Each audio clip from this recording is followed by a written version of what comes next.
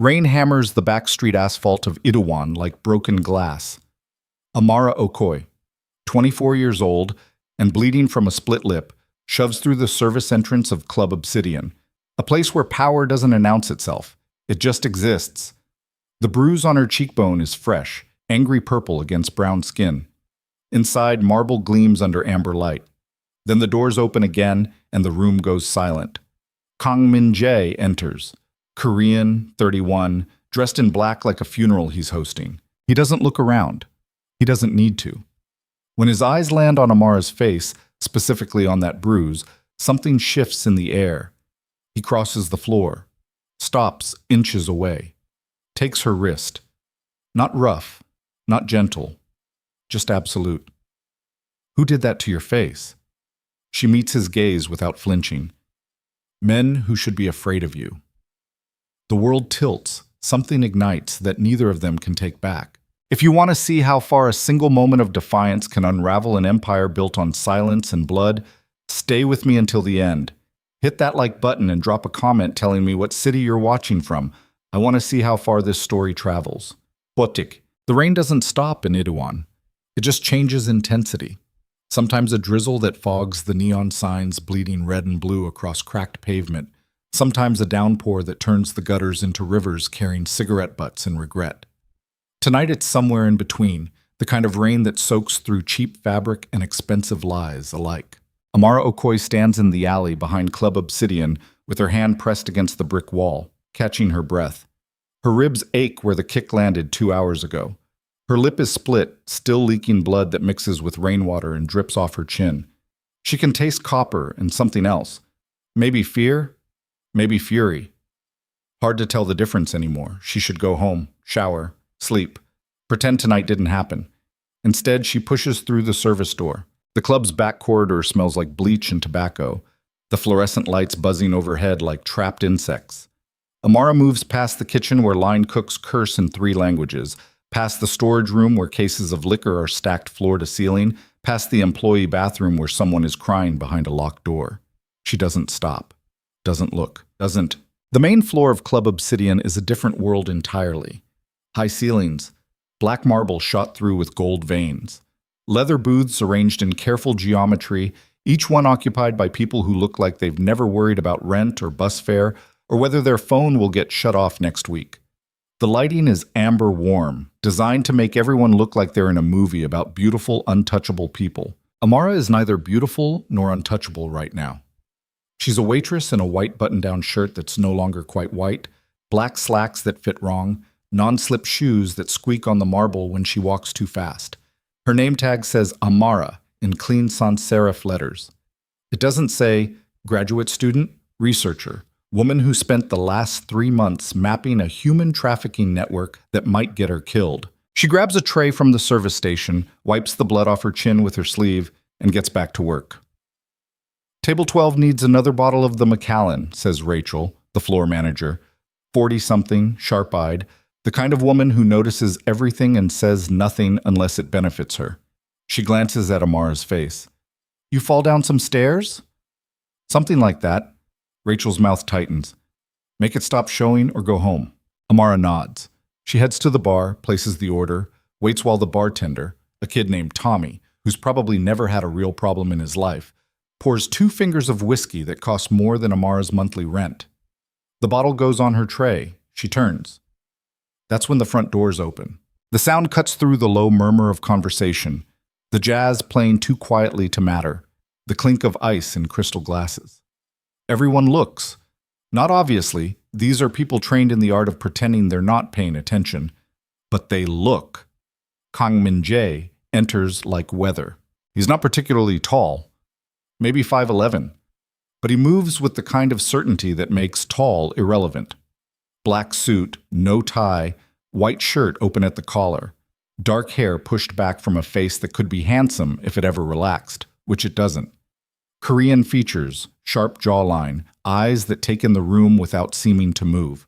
Behind him, 2 men in similar suits flank the entrance. They don't come inside. They don't need to. Their presence is a statement. This man does not need protection because nothing here can threaten him. Amara has seen Min-jae before. Everyone who works at Club Obsidian has seen him. He comes maybe once a month, always late, always alone except for the shadows that follow at a distance. He sits in the private booth at the back, the one that's never officially reserved but always empty when he arrives. He drinks expensive whiskey, speaks quietly on his phone in Korean, and leaves cash tips that make rent for a week. Rachel once told her, "Don't stare at Mr. Kang. Don't ask questions. Don't exist more than necessary." Good advice. Amara picks up her tray and heads toward table 12. She makes it 3 steps before Min Jae's path intercepts hers. He doesn't touch her, doesn't speak, just stops directly in front of her, close enough that she can smell his cologne, something woody and expensive that probably has a French name she can't pronounce. His eyes go to her face, specifically to the bruise blooming across her left cheekbone, the split in her lower lip, the slight swelling around her jaw. The club continues around them, conversations, laughter, the soft jazz. But in the space between Amara and Min Jae, there's only silence. He reaches out, slowly, takes her wrist. His grip is firm but not painful, his fingers cool against her pulse point. "Who did that to your face?" His voice is quiet, accented. Not a question that expects to be refused. Amara should lie, should deflect, should say she fell, walked into a door, had a clumsy accident that's none of his business. Instead, she says, "Men who should be afraid of you." The words land like stones in still water. Minji's expression doesn't change, but something in his eyes shifts. A calculation being made, a question being asked that has nothing to do with the surface of things. "Names," he says. "I don't have names. I have a location." "Give it to me." Amara should stop. This is the moment where smart people step back, apologize, return to their lane. This is the moment where you remember that Kang Min-jae isn't a savior or a friend. He's a man who built an empire on violence and fear, and getting his attention is like getting the attention of a shark. But Amara hasn't been smart for months now. "Warehouse district," she says, "South End near the docks. Unmarked building, blue door, guard rotation every 6 hours. They're moving women through there, young women, immigrants mostly, girls who came here thinking they'd find work, find safety, find something better than what they left behind." Min Jae's grip on her wrist tightens. Not painfully, just enough to communicate. "I'm listening." "They told me," Amara continues, her voice steady despite the way her heart is hammering against her ribs, "to tell you your business is running well." The temperature in the room drops 10 degrees. Minji releases her wrist, steps back. His face is a mask, unreadable, but his hands curl into fists at his sides, the only tell that something beneath the surface is moving. "Go home," he says. "Don't come back here." Then he walks past her toward his booth, and the world starts moving again. Amara stands there for 5 seconds, maybe 10, the tray still balanced on her palm, the bottle of Macallan getting warm from her body heat. Rachel appears at her elbow. "What did he say to you?" "He told me to go home." "Then go." Amara sets the tray down on the nearest table, ignores the confused look from the couple sitting there, and walks out through the main entrance this time. Not the service door, not the alley, but straight through the front where the doorman holds the glass open and doesn't meet her eyes. Outside, the rain has picked up. It plasters her hair to her skull, soaks through her shirt in seconds, turns the sidewalk into a black mirror reflecting neon and headlights. She walks. 20 minutes later, she's unlocking the door to her apartment, a studio on the 4th floor of a building that smells like mildew and someone else's cooking. The lock sticks. She shoulders the door open, steps inside, locks it behind her. The apartment is small enough that she can see everything from the entrance. Bed against one wall, desk against another, kitchenette that's really just a hot plate and a mini fridge, bathroom the size of a closet. The walls are covered in maps, photographs, printouts, sticky notes covered in her handwriting. 3 months of work. 3 months of nights spent in places she shouldn't be, talking to people who have every reason not to trust her, piecing together a network that operates in the gaps between legal and visible. She started at Safe Harbor, a grassroots shelter hidden in a converted warehouse on the east side. No government funding, no official registration, just a handful of volunteers trying to help women who fall through every other crack in the system. Amara started volunteering there 2 years ago, back when she was still naive enough to think research and policy papers could change things. Then she started noticing patterns. Women who arrived with the same story, recruited overseas with promises of legitimate work, transported to Itaewon, then disappeared. Always the same pipeline, always the same warning signs, and always a trail that went cold at the same point, until it didn't. 3 months ago, a woman named Lan showed up at Safe Harbor. 19 years old, Vietnamese, barely conscious from dehydration and shock. When she could finally speak, she told them about the warehouse, about the men, about the system that took women like inventory and moved them like product. And she mentioned a name. Not directly. She was too terrified for that. But she described the structure, the organization, the way money and power moved through channels that were invisible to anyone who wasn't looking. The Kong organization. Kang Min-jae's organization. Amara spent the next 2 months confirming what Lan told her. She mapped routes, identified locations, cross-referenced missing persons reports with immigration records. She talked to other survivors, other volunteers, other people who existed in the margins, and saw things that polite society ignored. And yes, she took risks. Stupid risks. The kind of risks that graduate students studying international development probably shouldn't take. Like tonight. Tonight she went to the warehouse. Not inside. She's reckless, not suicidal, but close enough to photograph the building, the guards, the vehicles coming and going.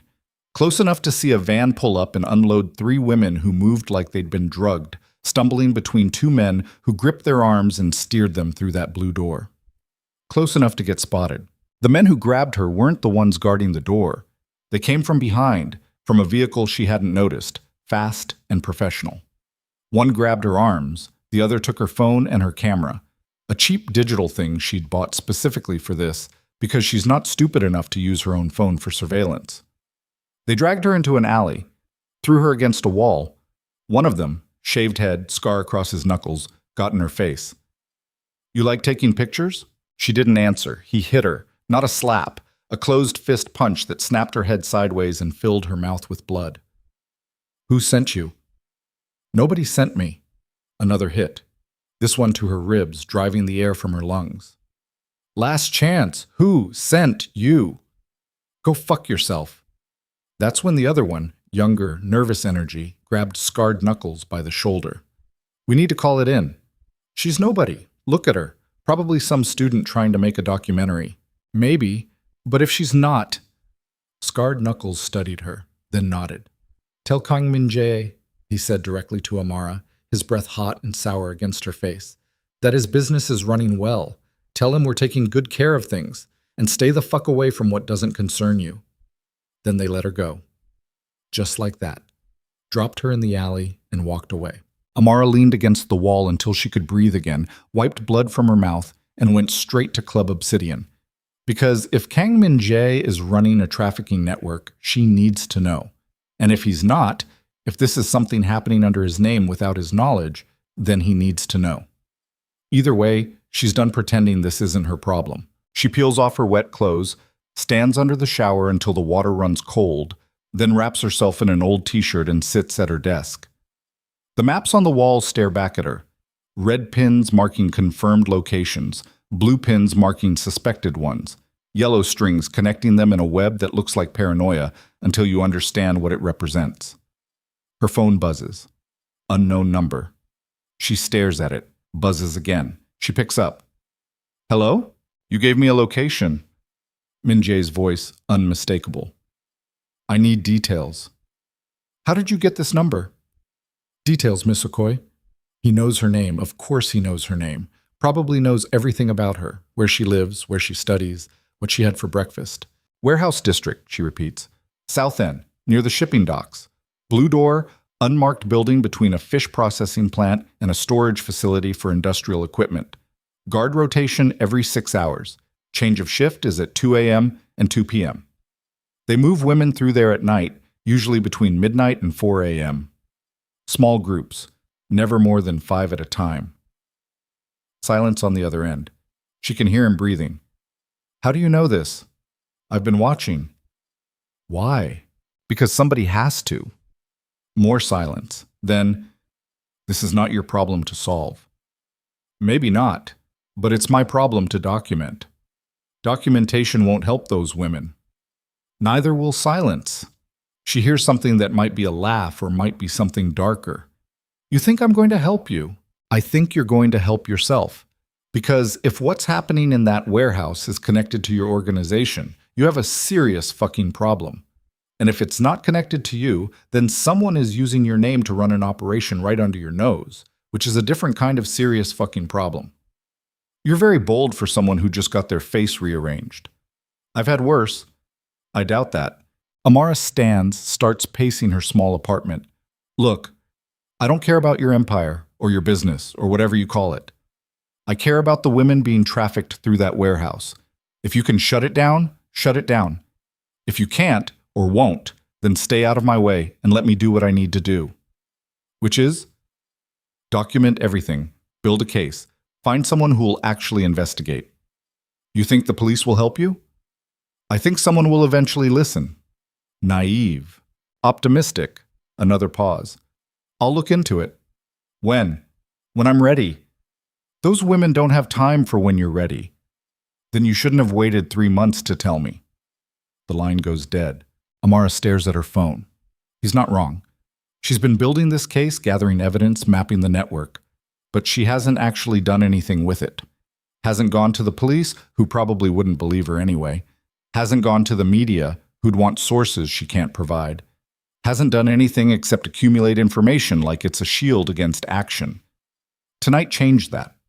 Tonight she put herself directly in the path of the machine. She sits back down at her desk, opens her laptop, and starts typing. Everything she saw tonight, everything she knows, every detail, every name, every location. If something happens to her, this needs to exist somewhere. She's 3 pages in when her apartment door shakes in its frame. Not a knock. An impact, like someone testing the lock. Amara freezes. Another impact. Harder. She stands, looks around for anything that could be a weapon, grabs a kitchen knife, small, meant for cutting vegetables, but it's sharp enough. The door shutters again. Then silence. Amara stands in the middle of her studio apartment, knife in hand, listening to her own heartbeat. Footsteps in the hallway. Heavy, moving away from her door. She waits 5 minutes, 10, 20. When she finally exhales, her hands are shaking. The next morning arrives gray and cold. Amara doesn't sleep, just sits at her desk, knife within reach, watching the door.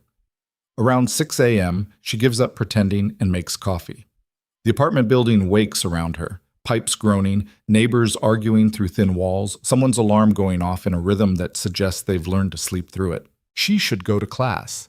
She's supposed to present her research proposal today, something about transnational governance structures and their impact on vulnerable populations. Academic language for, the world is broken, and here's data to prove it. Instead, she calls safe harbor. Maya answers on the 3rd ring. It's early, Amara. I know. Is Lon still there? She left 2 weeks ago. We helped her get to her cousin in Portland. Did she leave any contact information? You know I can't give you that. Maya, client confidentiality exists for a reason. Amara closes her eyes. Maya is right. Maya is always right. That's what makes her a good shelter coordinator and a frustrating friend. There was a situation last night, Amara says. Define situation.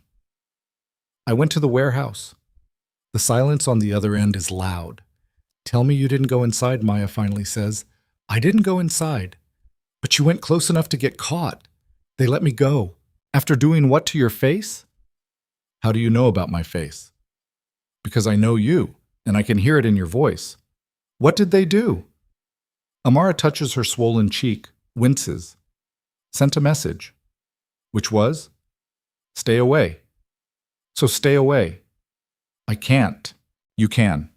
You absolutely can. Amara, I appreciate what you're trying to do, but this is bigger than you. This is bigger than all of us.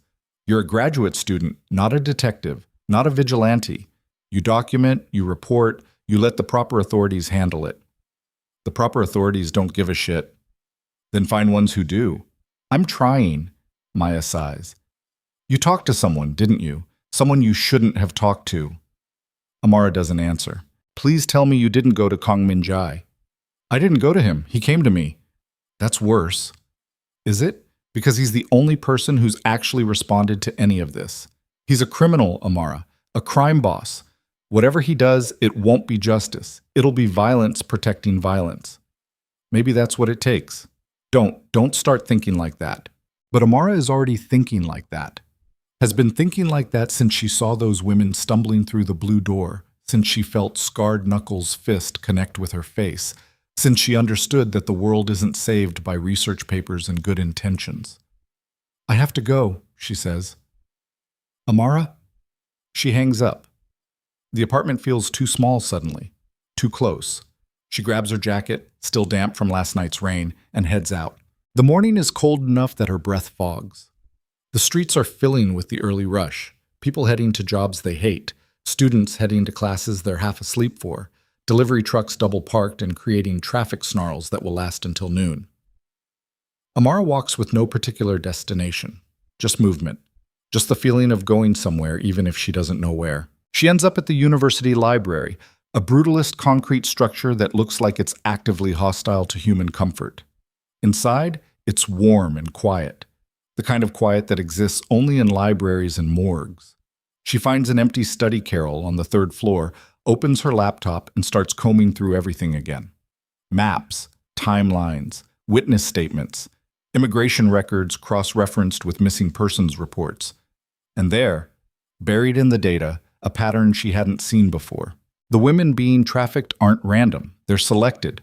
Specific ages, specific nationalities, specific skill sets. It's not just exploitation, it's strategic. Someone is building a network, a supply chain, with the same care you'd use to build any other business, which means there's a top, a decision maker, someone coordinating all of this. She pulls up everything she can find on the Kong organization.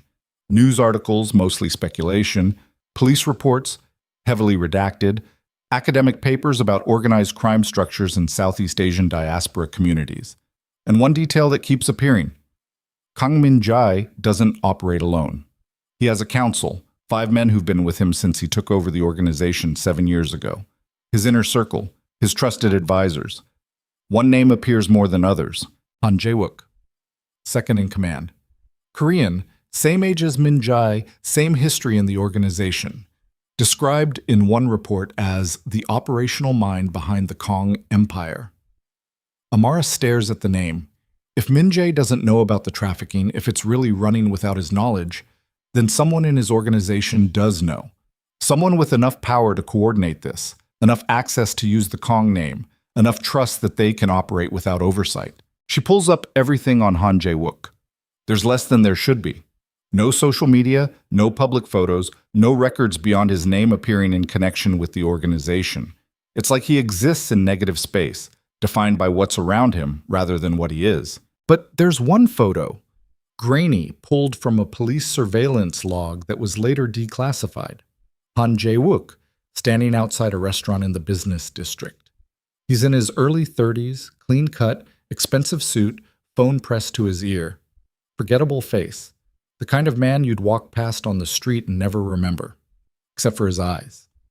Even in the low-quality photo, even from a distance, his eyes are wrong, flat, empty.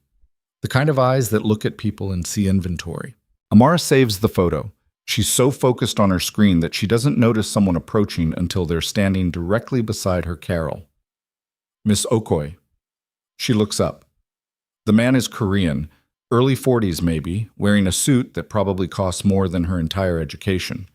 His face is pleasant, forgettable, the kind of face that slides out of memory the moment you look away. "Do I know you?" she asks. "No, but I know you." He gestures to the chair across from her. "May I? I'm busy. This won't take long." He sits anyway. "My name is Park. I work for Mr. Kang." Amara's hand moves to her phone. Park notices. "There's no need for concern," he says smoothly. "I'm simply here to deliver a message." "Which is?" "Mr. Kang requests your presence this afternoon, 3 p.m. The address will be sent to your phone." "And if I don't come?" Park smiles. It doesn't reach his eyes. Mr. Kang doesn't make requests he expects to be refused. He stands, adjusts his cuffs, and walks away. Amara sits frozen in her chair, her heart doing strange things in her chest. This is the moment. This is where she can still walk away. Delete everything, drop the research, go back to being a graduate student who writes papers nobody reads and convinces herself that's enough. Her phone buzzes, a text from an unknown number, just an address in the financial district. She should ignore it. She won't. Well, spot. At 2:45 p.m., Amara stands outside a glass tower in the heart of Iriwan's business district. The building is all chrome and reflected sky, the kind of architecture designed to make you feel small. The lobby is marble and minimalism, potted trees that look like they cost more than cars, a reception desk staffed by people who look like they were cast for the role. She gives her name.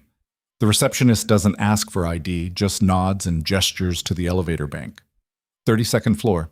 The elevator is glass-walled. As it rises, the city spreads below, rooftops and traffic, and the distant glitter of the harbor. Amara watches it and tries not to think about how far she is from solid ground. The doors open on the 32nd floor. The hallway is silent, carpeted, lined with doors that probably lead to offices where decisions are made that affect thousands of lives. At the end of the hall, a door stands open. She walks toward it. Inside, the office is larger than her apartment. Floor-to-ceiling windows look out over the city. Minimal furniture, a desk, a few chairs, a leather sofa. Everything chosen for function and power, nothing for comfort. Kang Min-jae stands by the windows, his back to the door. He doesn't turn when she enters. "Close the door," he says. She does. "Sit." She doesn't. He turns then, studies her. In daylight, he looks different, older maybe, or just more real. The bruise on her face has darkened overnight, purple-black against her skin. He looks at it for a long moment. "You should have stayed home," he says. "You should have called if you wanted me to stay home." "I'm calling now." "By sending a man to find me at the library? Would you have come otherwise?"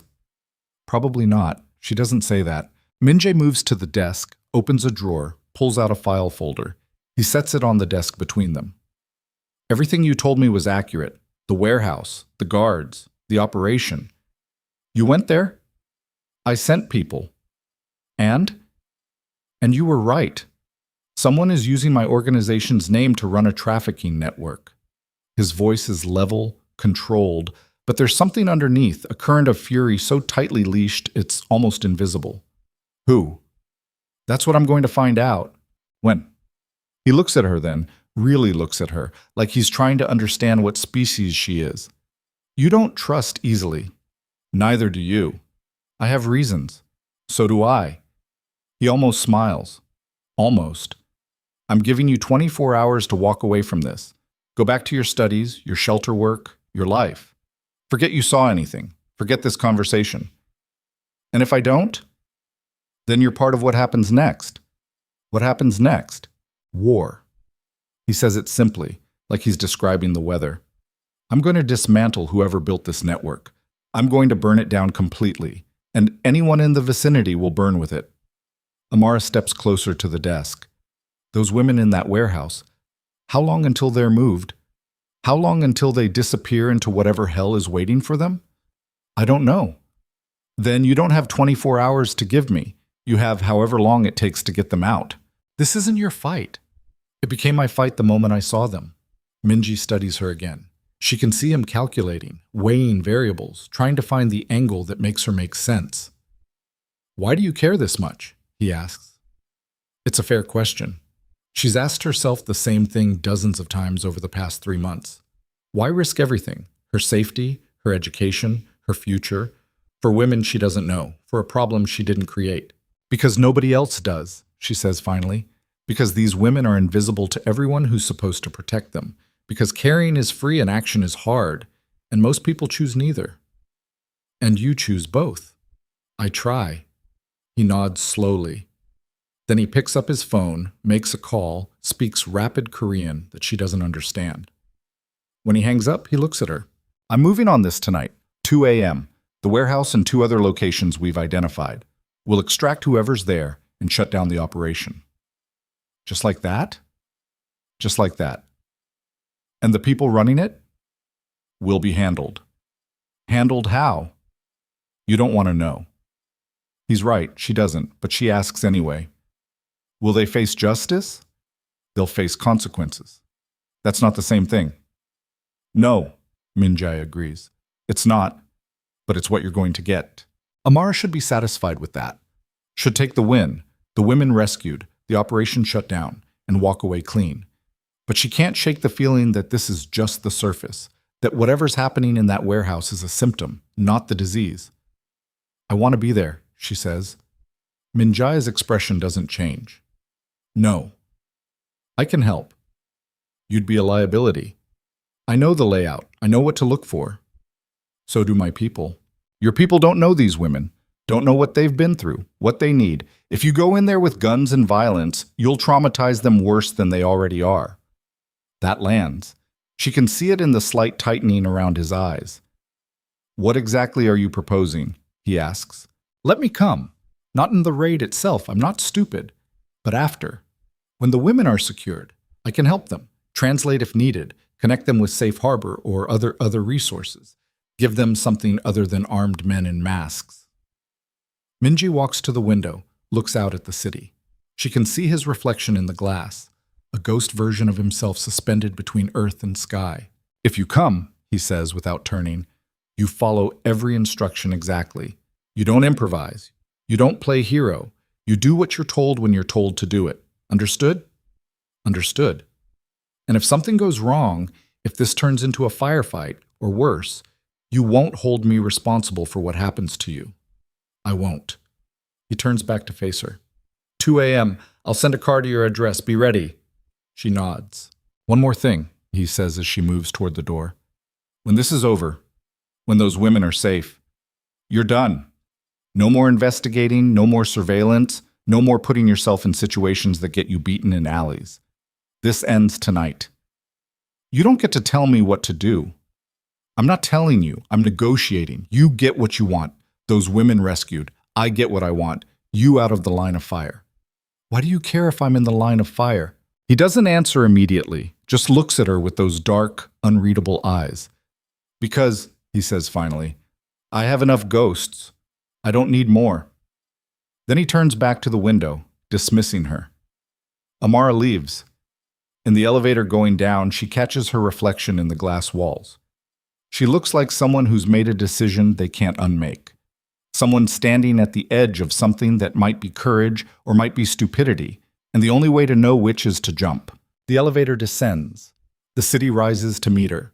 And somewhere in the shadows of that city, a clock is ticking toward 2 a.m. Amara doesn't go home right away. She walks. Aimlessly at first, then with purpose she doesn't quite understand, threading through neighborhoods where laundry hangs between fire escapes and corner stores sell cigarettes one at a time to people who can't afford packs. The sun is dropping behind the skyline, turning the glass towers into mirrors of blood and gold. Her phone buzzes. Maya. She ignores it. Buzzes again. She turns the phone off. By the time she reaches her apartment building, the sky has gone purple-black, and the streetlights are flickering on with that electrical hum that sounds like insects. She climbs the 4 flights, keys the lock, steps inside. The maps are still on the walls, the laptop still open on her desk. Everything exactly as she left it this morning, except now it feels like evidence of a life she's already left behind. She makes coffee she doesn't drink, sits at the desk, stares at the clock. 7 p.m. 7 hours until a car arrives. 7 hours until she crosses a line that doesn't uncross. She opens her laptop, pulls up the document she started last night, the one cataloging everything she knows. She adds today's meeting with Min Jae, the file he showed her, the plan for tonight. She writes it all down in clinical detail, then encrypts the file and emails it to herself at 3 different addresses. Insurance. If something happens tonight, if she disappears into the same void that swallowed those women, at least there will be a record. The thought should scare her more than it does. She showers, changes into dark jeans, dark shirt, boots with grip. Practical clothes, the kind you wear when you need to move fast and can't afford to be seen. She pulls her hair back, ties it tight. Checks her face in the bathroom mirror. The bruise has ripened into something ugly and obvious. Good. Let them see it. Let them remember what this costs. At 1:45 a.m., she's standing on the street outside her building when a black sedan pulls up. The rear window rolls down. Park, the same man from the library, looks out at her.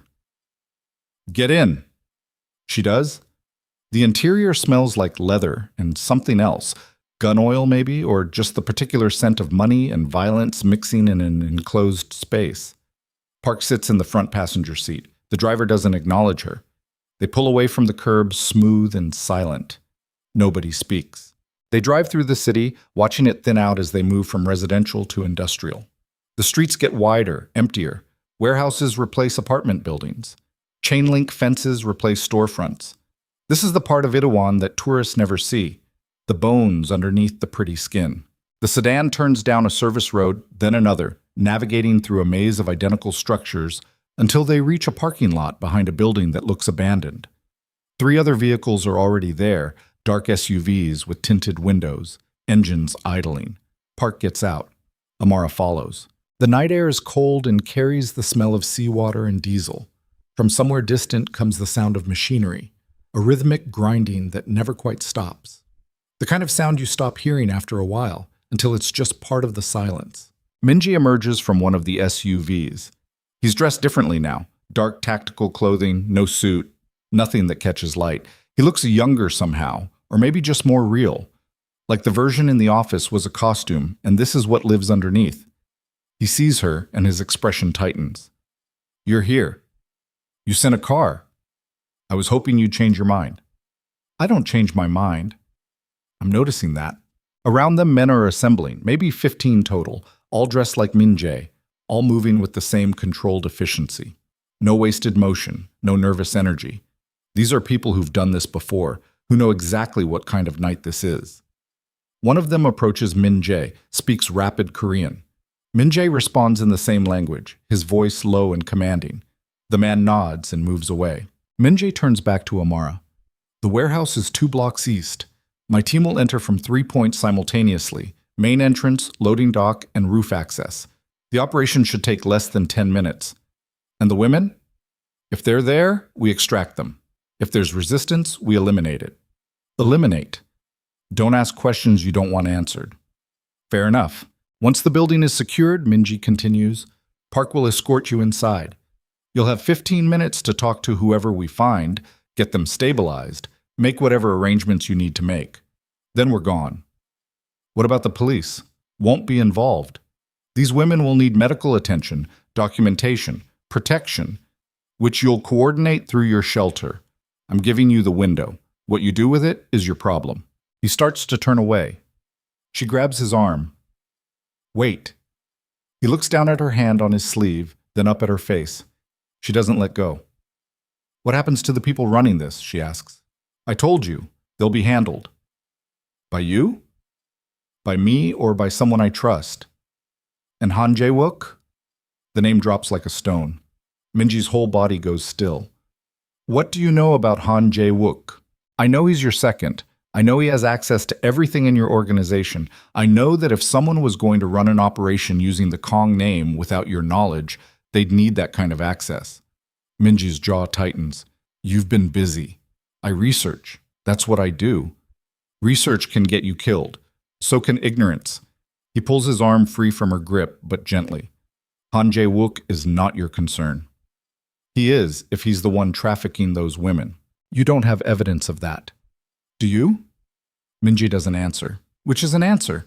Around them, the teams are finishing their preparations, checking weapons, securing communications equipment, moving with choreographed precision.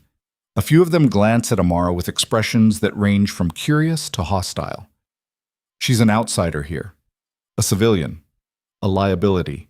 One of the men approaches, younger than the others, maybe mid-20s, with a scar bisecting his left eyebrow. He says something to Min-jae in Korean that sounds like a question. Min-jae responds sharply. The young man's eyes flick to Amara, then away. Problem? She asks. Sung wants to know why we're bringing a journalist to a raid.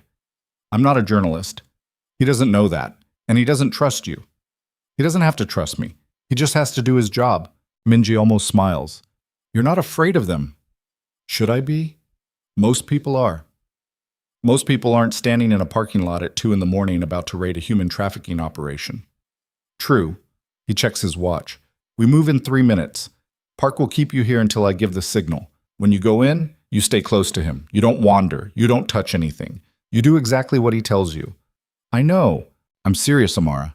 This isn't theory. This isn't research. People might die tonight. If you can't handle that, leave now. She meets his eyes. I can handle it. He holds her gaze for a long moment, searching for something, doubt maybe, or fear, or some sign that she's in over her head. Whatever he's looking for, he doesn't find it. 3 minutes, he repeats, then walks away toward his team. Amara stands next to Park, watching as the men organize into their entry groups. The movements are practiced, silent. Hand signals replace words. Weapons are checked one final time. It's like watching a machine prepare to activate, each part knowing its function, each motion deliberate. Min-jae raises his hand. The teams move out, disappearing into the dark between buildings like ink spreading through water. Then there's nothing but waiting. Park lights a cigarette, offers her one. She shakes her head. He shrugs and smokes in silence. The ember glows and dims, marking time in small increments. Amara's heart is doing something complicated in her chest. Not quite fear, not quite anticipation, just a heightened awareness of every sound. The distant machinery, the wind-rattling chain link, the shuffle of Park's feet on concrete. Her phone buzzes. She pulls it out. Maya again. The text says, "Wherever you are, whatever you're doing, please be careful." Amara types back, "I will." It's a lie and they both know it. From somewhere in the dark comes a sound like thunder. Not thunder, gunfire. Short, controlled bursts. Then silence. Park drops his cigarette, grinds it under his heel. "Stay close." They move. The warehouse materializes out of the dark. A concrete box with small windows set high on the walls. A blue door just like Amara described. A loading dock with the bay door rolled halfway up. Light spills from inside, harsh fluorescent white. Park leads her around to the loading dock. 2 of Min-jae's men stand guard, weapons held low but ready, eyes scanning the perimeter. They nod at Park. He nods back. They go inside.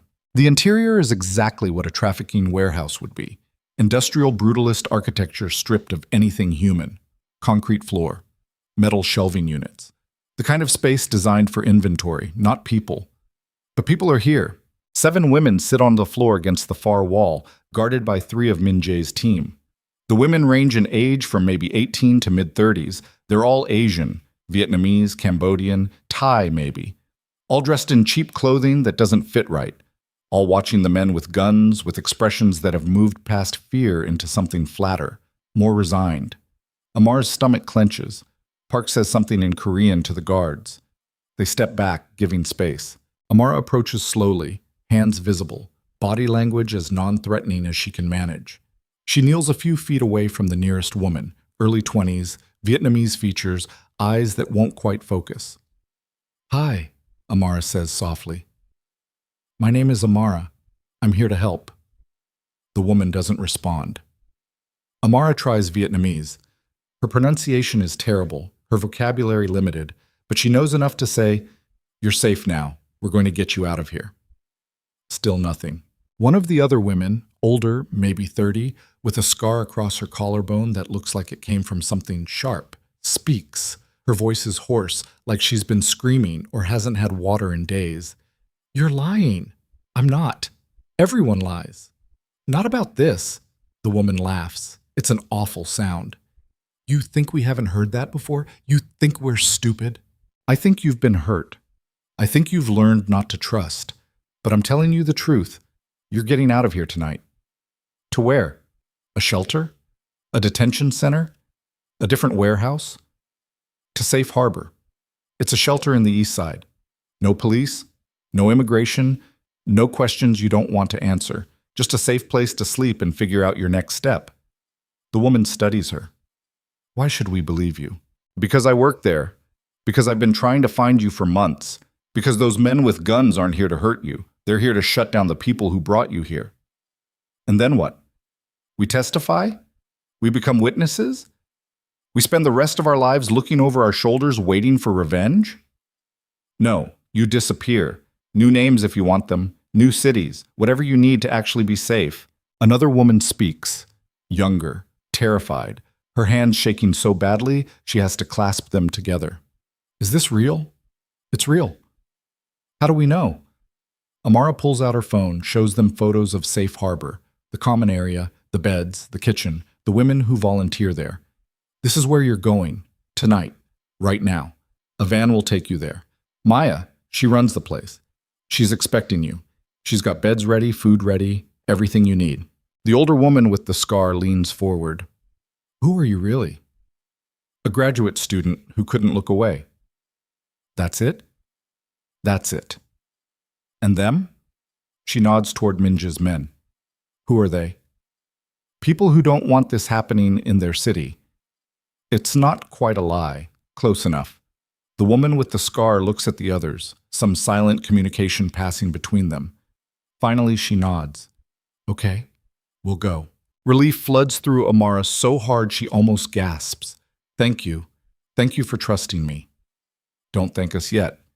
If this is a trap, we'll know where to find you. It's not a trap. We'll see. Park approaches, speaks quietly.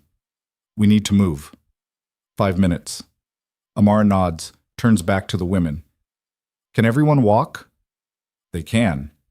Barely.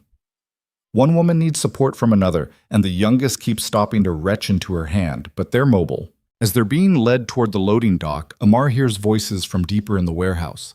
Korean, rapid, and angry. She recognizes one of them. Min-jae. She shouldn't follow, should stay with the women, do her job, leave the rest alone. But she's already moving. Park grabs her arm. Don't. I just want to see. You don't want to see anything back there. Let me go. Miss Okoye? She pulls free and walks toward the voices. The warehouse extends further back than the main floor, a corridor leading to what looks like office space. The door is open. Inside, Min-jae stands with his back to her, facing 2 men on their knees. Both men are bleeding from somewhere, head wounds probably, the kind that bleed a lot and look worse than they are. One of Min-jae's team, the young one with the scar through his eyebrow, holds a gun casually at his side, pointed at the floor, but ready to lift in a fraction of a second. Min-jae is speaking Korean, his voice low and controlled. The kneeling men respond, one defiant, one terrified. The defiant one spits blood onto the concrete floor. Min-jae says something sharp. The man spits again. That's when Min-jae pulls out his own gun. Amara's breath catches. The terrified man starts babbling, pleading maybe, or confessing, or both. Min-jae listens without expression. Then he asks a question. The man answers. Min-jae asks another. Another answer. Then Min-jae looks at the defiant one, says something that sounds like a last chance. The man laughs. Min-jae shoots him. The sound is impossibly loud in the enclosed space. The man goes backward, hits the wall, slides down, leaving a red streak. The other man screams. Min-jae points the gun at him. The screaming stops. Min-jae asks another question. The man talks so fast his words trip over themselves. Amara stands frozen in the doorway. She's seen violence before. The casual cruelty of the streets, the fights that break out in bars, the way people hurt each other when they think nobody's watching. But she's never seen someone killed. Never watched the light go out of a person's eyes, never seen the exact moment when a human being becomes a body. Her stomach heaves.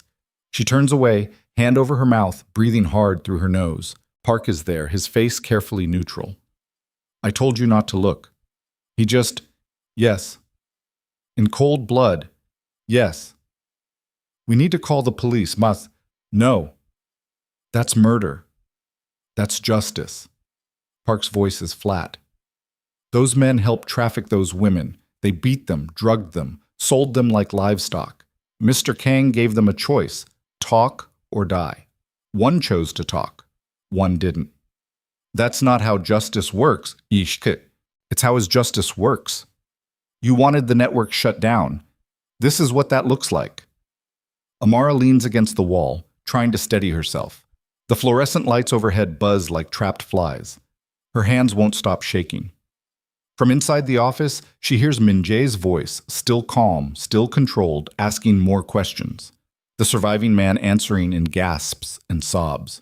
Then footsteps. Min-jae emerges from the office, sliding the gun back into a holster at his belt.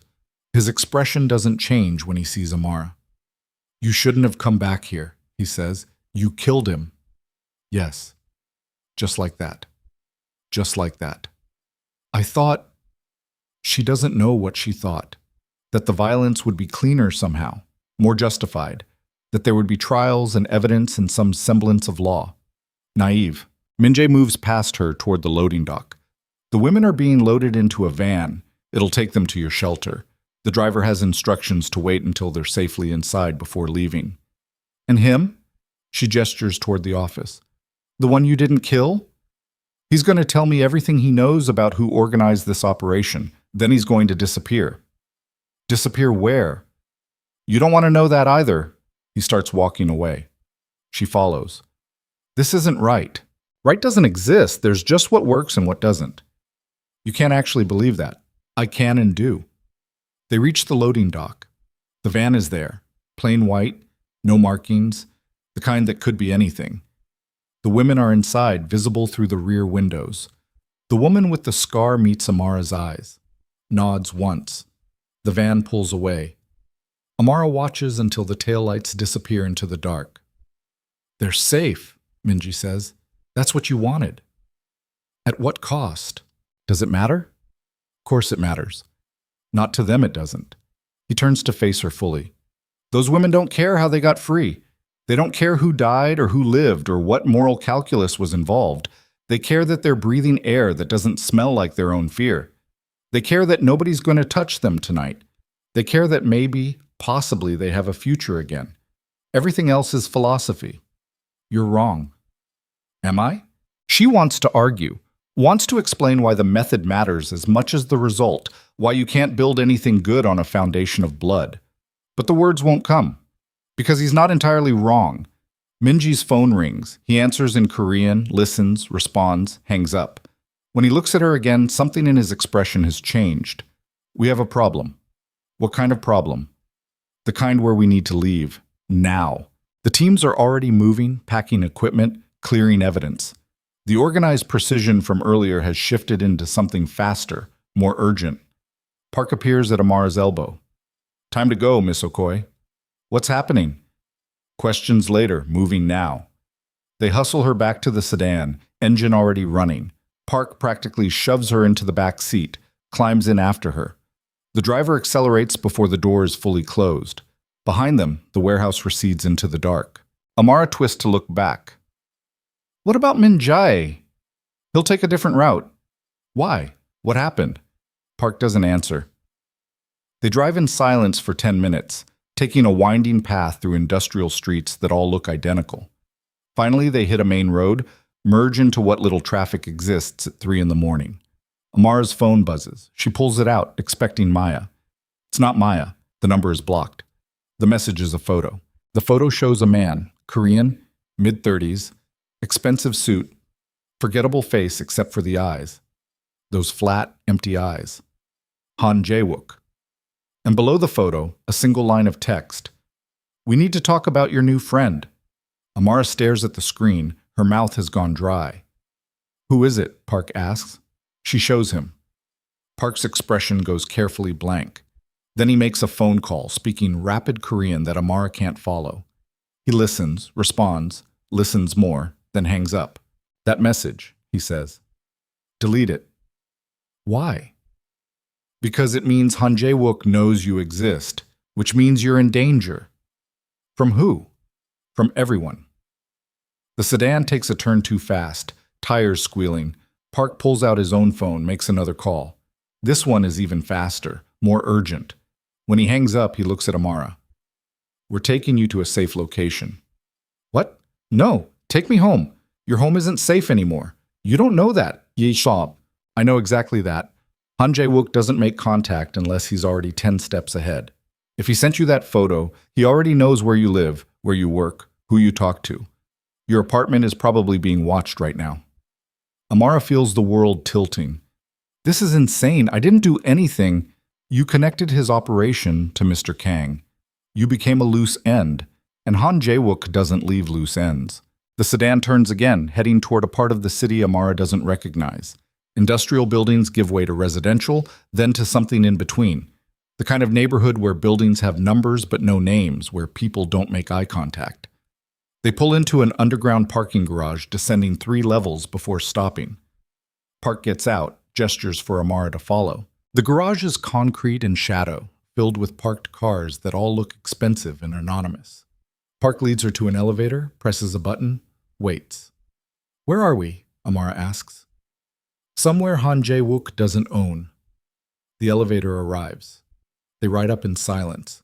When the doors open, they're in a hallway that looks like a hotel. Neutral carpet, neutral walls, doors with numbers. Park stops at 412, uses a key card to open it. Inside is a studio apartment. Not luxurious, but not cheap. Bed, kitchenette, bathroom, a window overlooking the street below. Anonymous. The kind of place where you could live for years and the neighbors would never learn your name. "You'll stay here tonight," Park says. "Someone will bring you clothes and food in the morning. Don't leave. Don't call anyone. Don't use your phone for anything except emergencies. I need to contact Safe Harbor. Mr. Kang will handle that. I need to... You need to stay alive." Park's voice is sharp. "You wanted to be part of this. Now you are. That means you follow the rules. The first rule is, when we tell you to hide, you hide." He moves toward the door. "Wait," Amara says. "What about Min Jae? What about him? Is he safe?" "Mr. Kang is always safe." "That's not an answer." Park pauses in the doorway. "He's dealing with Han Jae-wook. If there's going to be blood, it'll be between them." Then he's gone. Amara stands alone in the silent apartment. She walks to the window, looks out at the city, lights scattered across the dark like stars, traffic flowing in bright lines, everything continuing like nothing has changed, but everything has changed. She pulls out her phone, looks at the photo again. Han Jae-wook's flat eyes staring back at her. "We need to talk about your new friend." She deletes the message like Park told her to, but she can't delete the fear crawling up her spine. Morning comes gray and cold. Amara doesn't sleep, just lies on the bed fully clothed, staring at the ceiling, listening to the building settle around her. Pipes groan. Someone above her walks back and forth for an hour, wearing shoes that click on hardwood. Somewhere distant, a door slams. At 7 a.m., there's a knock. She's on her feet instantly, hand reaching for what? She doesn't have a weapon. Doesn't have anything except her phone and her fear. "Miss Okoye?" Park's voice through the door. "I have breakfast." She opens the door. Park enters carrying a paper bag and 2 coffee cups. He hands her one, sets the bag on the small table. "Eat," he says. Inside the bag, pastries, fruit, a sandwich wrapped in paper. She's not hungry, but she takes a pastry anyway, makes herself bite into it. It tastes like nothing. Park drinks his coffee, watching her. "You look terrible." "I feel terrible." "Good. That means you're taking this seriously. What's happening with Min Jae?" "He's meeting with his counsel this morning." "About Han Jae-wook?" "About the entire operation. The warehouse was just one location. We've identified 3 others. Mr. Kang is deciding how to proceed." "And Han Jae-wook? Is he the one running all of this?" "We don't know yet. The man from last night, the one who talked, he gave us names, locations, financial transactions, but he was low level. He didn't know who gave the ultimate orders. But it has to be Han, right? He's the only one with enough access." "Probably. But probably isn't proof." Amara sets down the pastry. "So what happens now?" "Now you wait. We investigate. If we confirm Han is behind this, Mr. Kang will handle it." "Handle it how?" "However he needs to." "You mean kill him?" Park doesn't flinch. "If necessary." "And if Han Jae-wook doesn't just sit around waiting to be handled, if he moves first?" Then things get complicated. That's when Park's phone rings. He answers, listens, his expression shifting from neutral to something harder. He says something sharp in Korean, listens more, then hangs up. "What?" Amara asks. "Mr. Kang wants to see you." "When?" "Now. Get your things." "I don't have things." "Then just come." 20 minutes later, they're back in the sedan, driving through mid-morning traffic toward the financial district. The city looks different in daylight. Less threatening, more mundane. Just people going to jobs, living lives, pretending the darkness doesn't exist. They park in the same garage as yesterday. Take the same elevator to the 32nd floor. But this time the office isn't empty. 6 men sit around a conference table, all Korean, all wearing expensive suits, all watching Amara enter, with expressions ranging from curiosity to open hostility. She recognizes the type: power players, decision makers, men who've spent years building something they won't let a stranger threaten. Minji stands at the head of the table. He looks like he hasn't slept either. Shadows under his eyes, jaw tight, a tension in his shoulders that wasn't there yesterday. "Gentlemen," he says in English, "this is Amara Okoi, the woman I told you about." One of the men, older, gray at the temples, face like granite, speaks. His English is accented but precise. "This is the researcher?" "Yes." "The one who brought this to your attention?" "Yes." Another man, younger, sharp-eyed, fingers drumming on the table, leans forward. "And we're supposed to trust her because she's the reason we know about the trafficking operation," Minjae says. "Because she risked her life to document it. Because without her, we'd still be blind to what's happening under our own name." "Or," Sharp Eyes counters, "she's an agent provocateur sent to destabilize us from within." "You think I'm working for someone?" Amara asks. "I think you appeared at a very convenient time with very convenient information." "Convenient?" She laughs, and it comes out bitter. "You think getting beaten in an alley was convenient? You think spending 3 months mapping a trafficking network for no pay and no recognition was convenient?"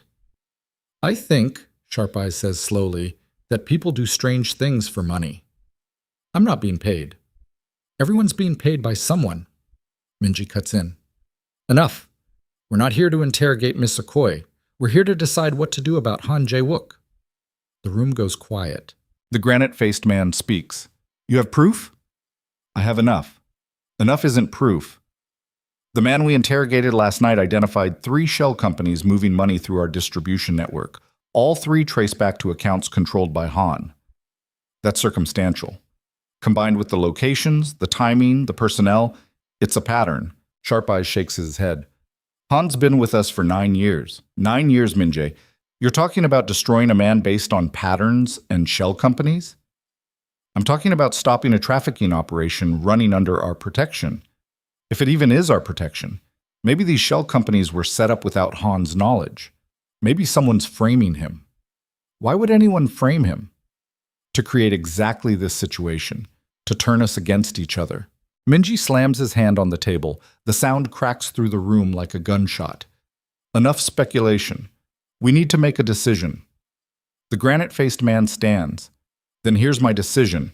We bring Han in. We ask him directly. We give him a chance to explain before we destroy him based on your girlfriend's research. She's not... I don't care what she is. I care that you're ready to execute your second-in-command based on incomplete information. That's not leadership. That's paranoia." Minji's jaw works. "And if we bring him in and he runs? Then we have our answer.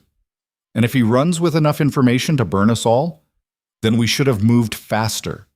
The room erupts, men arguing in overlapping English and Korean, voices rising, fists hitting the table. Amara stands against the wall, trying to make herself invisible. This is a world she doesn't understand, playing by rules that don't exist in any book she's ever read. Minji raises his hand. Silence falls immediately. "Vote," he says. "Bring Han in for questioning or move against him now. Show of hands." 5 hands go up for questioning. Only Minjae stays down. He looks around the table, meeting each man's eyes. "Fine. We bring him in.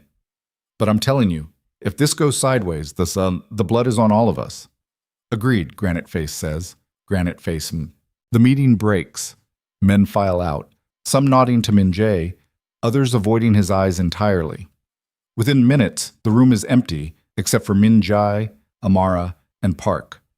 Minjae walks to the window, stares out at the city. "They don't believe me." "They don't want to believe you," Amara says. "There's a difference." "Is there?" "Believing you means accepting that someone they've trusted for years betrayed them. That's harder than thinking you're paranoid." "Paranoid." He laughs without humor. "Maybe I am." "You're not." He turns to face her.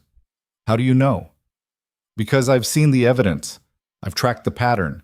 I know what's happening is real. And if I'm wrong, If Han is innocent and I'm destroying him for nothing, then you're wrong. But the women we pulled out of that warehouse last night, they're not wrong. The network is real. The operation is real. Whether it's Han or someone else, it exists. Min-jae nods slowly. Then he looks at Park.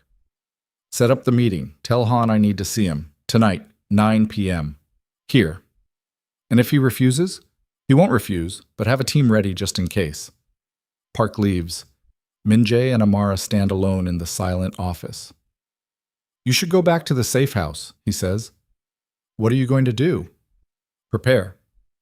For what? For whatever happens when I look Han Jae-wook in the eye and ask him if he's the one trafficking women through my organization. And if he lies, I'll know. How?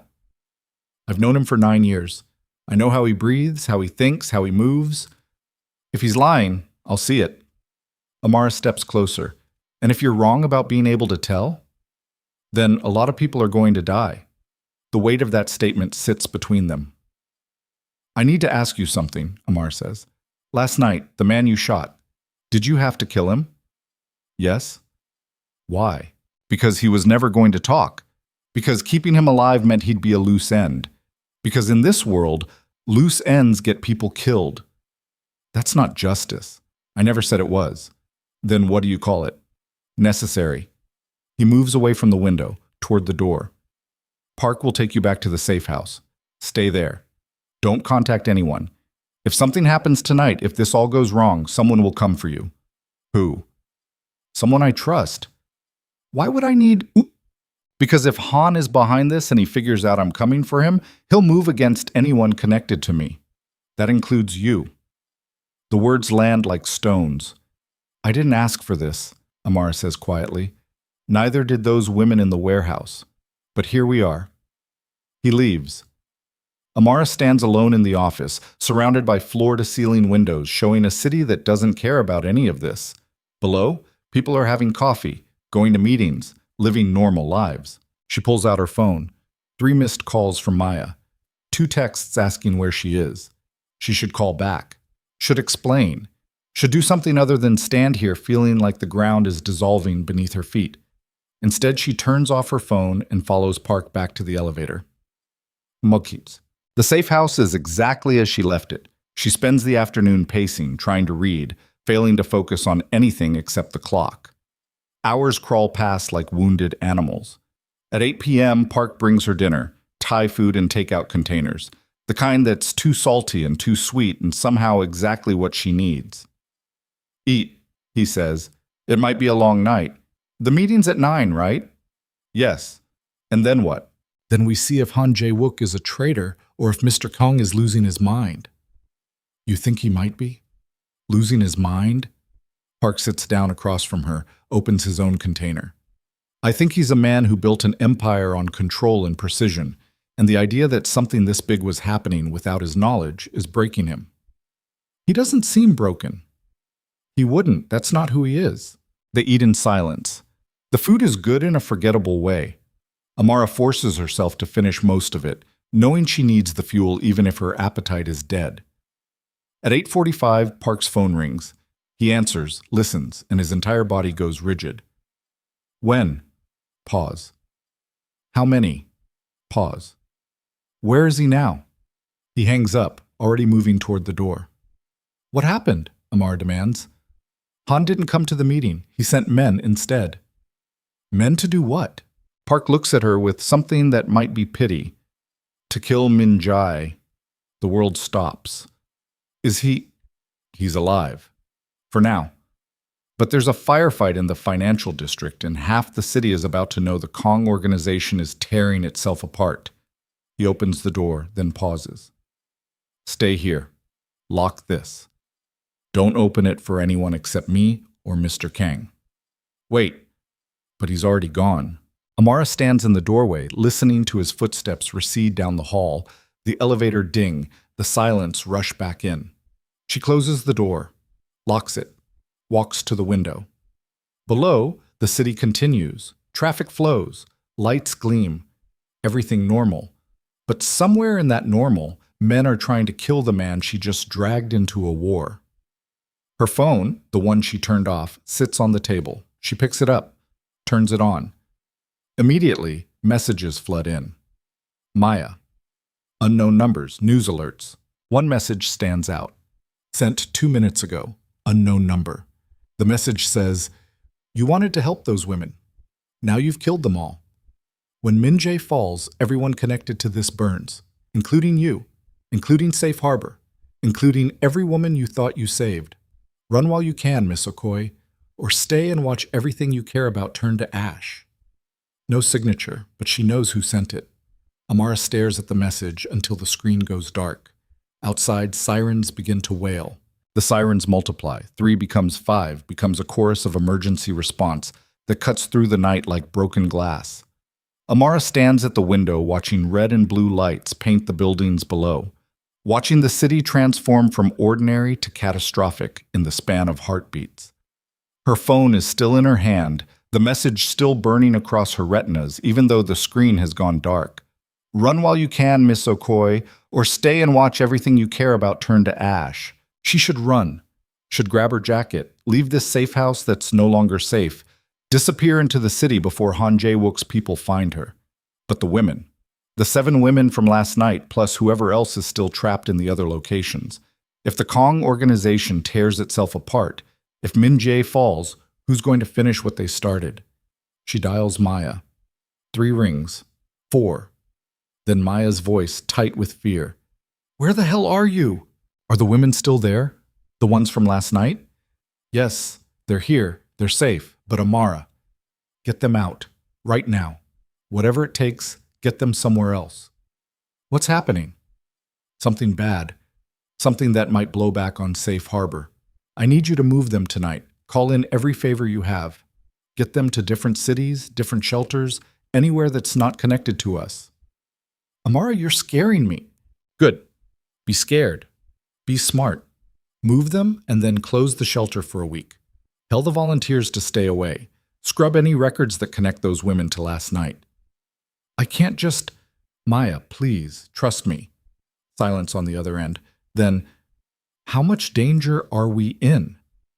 "I don't know yet, but I'm not taking chances." "What about you?" "I'll figure it out." That's not an answer. "It's the only one I have." She hangs up before Maya can argue. The apartment feels smaller suddenly. Walls closing in. She needs to move, needs to do something other than stand here waiting for the world to end. Her phone buzzes. Unknown number. She almost doesn't answer. "Miss Okoye!" Minja's voice, rough with adrenaline and something else. Pain, maybe. "Are you somewhere safe?" "The safe house. Park told me to stay here." "Good, don't leave." "What happened?" Han sent a kill team, 6 men, professional. His breathing is uneven, like he's moving while talking. "We took them down, but it was close." "Are you hurt?" "Nothing that won't heal, but this changes everything." "How?" "Han just declared war in the middle of my own fucking building. That's not desperation, that's confidence, which means he has more resources than I thought, more people loyal to him, more leverage." In the background, Amara can hear voices, Korean, urgent, overlapping, someone shouting orders. The distinctive sound of a magazine being loaded into a weapon. "Where are you now?" she asks. "Regrouping. We're moving to a secondary location. Han knows the main office is compromised." "What about the other locations, the trafficking sites?" "I've got teams moving on them tonight. We're hitting all of them simultaneously, before Han can relocate the women, before he can destroy evidence." "And Han himself?" "Is somewhere I can't find him." The fury in his voice is barely controlled. "He's gone to ground, turned off his phone, disappeared from every location we know about. He planned this." "Of course he planned this. He's been running an operation under your nose for months. You think he didn't have an exit strategy?" "I should have seen it. Should have known." "Stop." Amara cuts him off. Self-recrimination wastes time. "What do you need from me?" Pause. "Nothing. Stay where you are. Stay safe." "I didn't ask what you want me to do. I asked what you need." Another pause. Longer. "Information. You've been researching this network for months. You know patterns I don't. If Han is relocating the women, where would he move them?" Amara closes her eyes, pulling up the mental map she's spent 3 months building. The locations, the routes, The logistics of moving human cargo through a city that's supposed to be watching. He needs somewhere with access to transportation, she says, thinking out loud. Somewhere he can move people quickly without attracting attention. Not the docks. Too much security after the warehouse raid. Not the airport. Too many cameras. That leaves, what? The train yards. North side where the freight lines run. There's a depot there that handles shipping containers. You could hide 100 people in those containers and nobody would look twice. The North Depot is outside my territory, which makes it perfect for Han. He needs distance from anything connected to you. She hears him relay the information to someone in Korean. Then he's back. I'm sending people there now. I'm coming with them. No. Minjit-sho, no. You've done enough. You've given me the information. That's all I need. Those women won't trust your men. They'll be terrified, traumatized, possibly violent. You need someone who can talk to them, someone who's not holding a gun. I'll send a social worker. You don't have time to vet a social worker. You don't have time for anything except moving fast before Han figures out where you're hitting next. I'm already vetted. I'm already involved. Use me. The silence stretches. Fine, he says finally. But you follow orders. No improvising. No hero bullshit. Agreed. Park will pick you up in 20 minutes. Be ready. He hangs up. Amara looks around the apartment. Nothing here belongs to her. No clothes to change into, no supplies to grab, just herself and the phone in her hand and the choice she's already made. She splashes water on her face in the bathroom, tries to see herself clearly in the mirror. The bruise on her cheek has faded to yellow-green. The split in her lip is healing, but her eyes look different, harder somehow, or maybe just more honest about what she's always been. Someone who can't look away. 19 minutes later, there's a knock at the door. She opens it expecting Park. It's not Park. The man in the doorway is Korean, early 30s, wearing tactical gear and a shoulder holster. His face is unfamiliar, but his eyes are flat and professional. The kind of eyes that have seen violence and made peace with it. Miss Okoye, I'm Sung. We're leaving now. The same Sung from the warehouse raid, the one who didn't trust her. She grabs her jacket, still damp, still smelling like rain and fear from 2 nights ago, and follows him into the hallway. 2 more men wait by the elevator, both armed, both watching her with expressions that range from suspicious to actively hostile. The elevator ride down is silent. They exit through the parking garage into a different vehicle than before.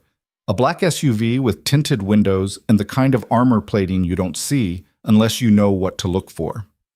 Amara climbs into the back seat. Sung takes the passenger side. The driver, anonymous, silent, pulls out before her door is fully closed. They drive through the city at speed, running red lights when the streets are empty, weaving through traffic when they're not. Nobody speaks. The tension in the vehicle is thick enough to choke on. They're crossing the bridge toward the north side when Sung's phone rings. He answers in Korean, listens, then turns to look at Amara. Change of plans, he says. What kind of change? We're not going to the train depot. Why not? Because Mr. Kang just got information that Han is moving the women somewhere else, a warehouse in the port district. We're hitting that location instead. Something cold slides down Amara's spine. What information? From who? A source. What source? Does it matter? Yes. If Han is feeding you false information to set a trap, the source is reliable. How do you know? Sung's jaw tightens. Because Mr. Kong trusts them. Minji trusts a lot of people. Look how that's working out. One of the men in the back seat, the one who's been glaring at her since the garage, leans forward. You question Mr. Kang's judgment? I question everyone's judgment. That's what keeps you alive. Maybe you should question your own judgment, coming here, getting involved in things you don't understand. I understand just fine. You understand nothing. He spits the words. You're a civilian playing detective. You think you're helping, but all you're doing is getting in the way. I'm the reason you even know about the trafficking. You're the reason Han Jae-wook just tried to kill our boss. You're the reason we're driving into what might be an ambush. You're the reason— Enough! Sung cuts him off. Save it for the enemy. But the damage is done. The words hang in the air, accusations that might be true. What if she is the reason? What if her investigation, her insistence on dragging this into the light, pushed Han into a corner where violence was his only option? What if the women she's trying to save end up dead because she couldn't leave well enough alone? The SUV turns down a service road, heading toward the industrial waterfront. The buildings here are hulking shapes in the dark, warehouses and shipping facilities, cranes rising like skeletal fingers against the night sky. They pull into a lot behind a building marked only with a number, 347. The lot is empty except for two other vehicles, both SUVs identical to theirs. Men emerge from the shadows. 8 total, all armed, all moving with the same controlled efficiency she saw at the first raid. Sung climbs out, gestures for Amara to stay in the vehicle. She watches through the tinted window as the teams organize. Hand signals replace words. Weapons are checked. Someone produces a tablet showing building schematics, loading dock, offices, storage areas, exits. Then Minjai arrives. He pulls up in another vehicle, alone. Gets out moving like every muscle hurts but refusing to show it. There's blood on his collar, dark against the black fabric, barely visible but there. He's been hit. Not badly enough to stop him, but hit nonetheless. He speaks to Sung in rapid Korean. Sung nods, points to the building, traces a route on the tablet. Minji studies it, asks a question. Sung answers. They go back and forth, planning the approach. Then Minji looks toward the SUV where Amara sits. He walks over, opens her door. You shouldn't be here. Neither should you. You're bleeding. It's nothing. It's something. You need medical attention. I need to finish this. He looks exhausted, not just physically, though there are shadows under his eyes and a tightness around his mouth that speaks to pain, but exhausted in a deeper way. Like he's carrying weight that's finally breaking him. The women, Amara says, are they definitely in there? My source says yes. Who's your source? Someone who's been feeding me information on Han's movements for the past 6 months. Someone in Han's organization? Someone close to him. And you trust this person's? With my life. You might be doing exactly that. Minjae almost smiles. You think this is a trap. I think Han Jae-wook is smart enough to use your own network against you. I think he knows you'll move fast to save those women. I think this is exactly the kind of location he'd pick if he wanted to draw you out. Then it's a good thing I'm expecting a trap. He closes her door, walks back to the teams. 2 minutes later, they move. The teams split into 3 groups, one for the main entrance, one for the loading dock, one circling to the rear. They move like smoke, disappearing into the dark between buildings. Amara sits alone in the SUV, driver beside her silent as stone. She counts seconds, gets to 90 before the first gunshot cracks through the night. Then all hell breaks loose. The gunfire is immediate and overwhelming, not the controlled bursts from the warehouse raid, but full automatic fire, multiple weapons. The kind of sustained combat that means both sides came prepared for war. The driver swears in Korean, reaches for his weapon. Stay in the vehicle, he says to Amara. What's happening? Ambush. Just like you said. He climbs out, weapon raised, moving toward the building. Amara should stay, should lock the doors, get down, wait for it to be over. Instead, she opens her door and runs. The lot is chaos, muzzle flashes in the dark, men shouting in Korean and other languages she doesn't recognize, the metallic smell of gunpowder mixing with the salt air from the harbor. She keeps low, using the vehicles for cover, moving toward the building. Someone grabs her arm. She spins, ready to fight. It's Sung. His face is a mask of fury. What the fuck are you doing? The women are not in there. This whole thing is a setup. How do you know? Because the building is empty except for Han's men. No women, no trafficking operation, just guns waiting for us to walk into the kill box. The realization hits like a fist. Your source was Han's plant. He's been feeding us bullshit for months, and we just figured it out the hard way. Another burst of gunfire. Sung pulls her down behind an SUV as bullets punch through metal and glass above their heads. We need to pull back, he shouts over the noise. Regroup. This position is fucked. Where's Min Jae? Inside. He went in with the first team before we realized he doesn't finish.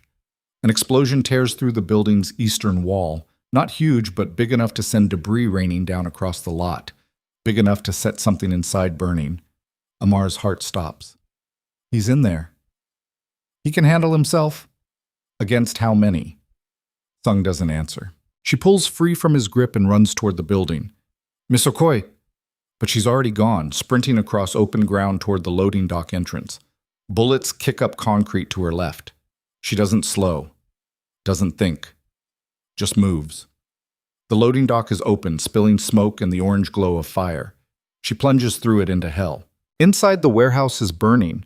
Not the whole structure, just sections where something flammable caught. But enough to fill the air with smoke that claws at her throat and makes her eyes stream. The gunfire is deafening in the enclosed space, echoing off concrete and metal until it's impossible to tell where shots are coming from. Bodies on the floor. She doesn't look at their faces, doesn't let herself process whether they're Min-jae's men or Han's. Just steps over them, moving deeper into the smoke. Min-jae! Her voice is swallowed by the noise. She rounds a corner into what looks like an office area. Desks overturned, windows shattered, papers scattered across the floor like snow. And there, pressed against the far wall with 3 of his men, is Min-jae. He's bleeding from somewhere on his left side, his tactical vest dark with it. His weapon is up, firing controlled bursts toward something she can't see. One of his men is down, not moving. The other 2 are returning fire, but their movements are desperate, running out of ammunition or time or both. Amara drops to her hands and knees, crawls across the floor toward them. Min-jae sees her. His face goes through several emotions at once. Shock, fury, something that might be fear. Get out, he shouts. Not without you! Amara. A bullet snaps past her head, so close she feels the displacement of air. She flattens herself against the floor, hands over her head, every instinct screaming at her to run. But she doesn't run. She crawls forward until she reaches Min-jae's position. He grabs her shoulder, pulls her against the wall beside him. You're fucking insane, Osai, he says. Yeah, where are you hit? Side. Through and through. I'll live. Not if we don't get out of here. One of his men, young, can't be more than 25, ejects an empty magazine, reaches for another, comes up empty. I'm out. Min-jae tosses him a spare. Make them count. The young man nods, fear and determination warring on his face.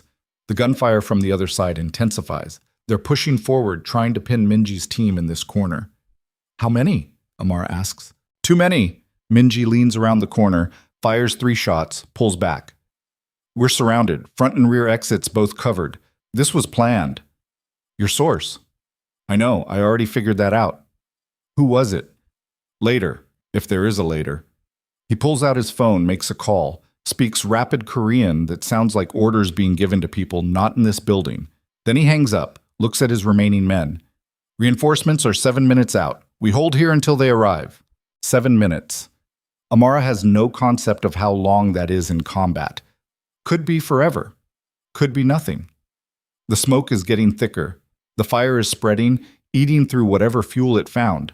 Soon this whole section will be an inferno. We can't stay here, she says. We can't leave, Min-jae counters. The second we move, they'll cut us down. The second we stay, we burn to death. He knows she's right. She can see it in his eyes. Okay, he says. New plan. We move toward the loading dock, fast, all at once. Don't stop for anything. The young man who ran out of ammunition swallows hard. Sir, I know, but it's the only play we have. Min-jae looks at Amara. You stay behind me. Close. When I move, you move. Don't hesitate. Don't look back. Just run. She nods. He counts down on his fingers. 3, 2, 1, they move. It's chaos immediately. Min-jae leads, firing as he runs. The other 2 men flank them, providing covering fire.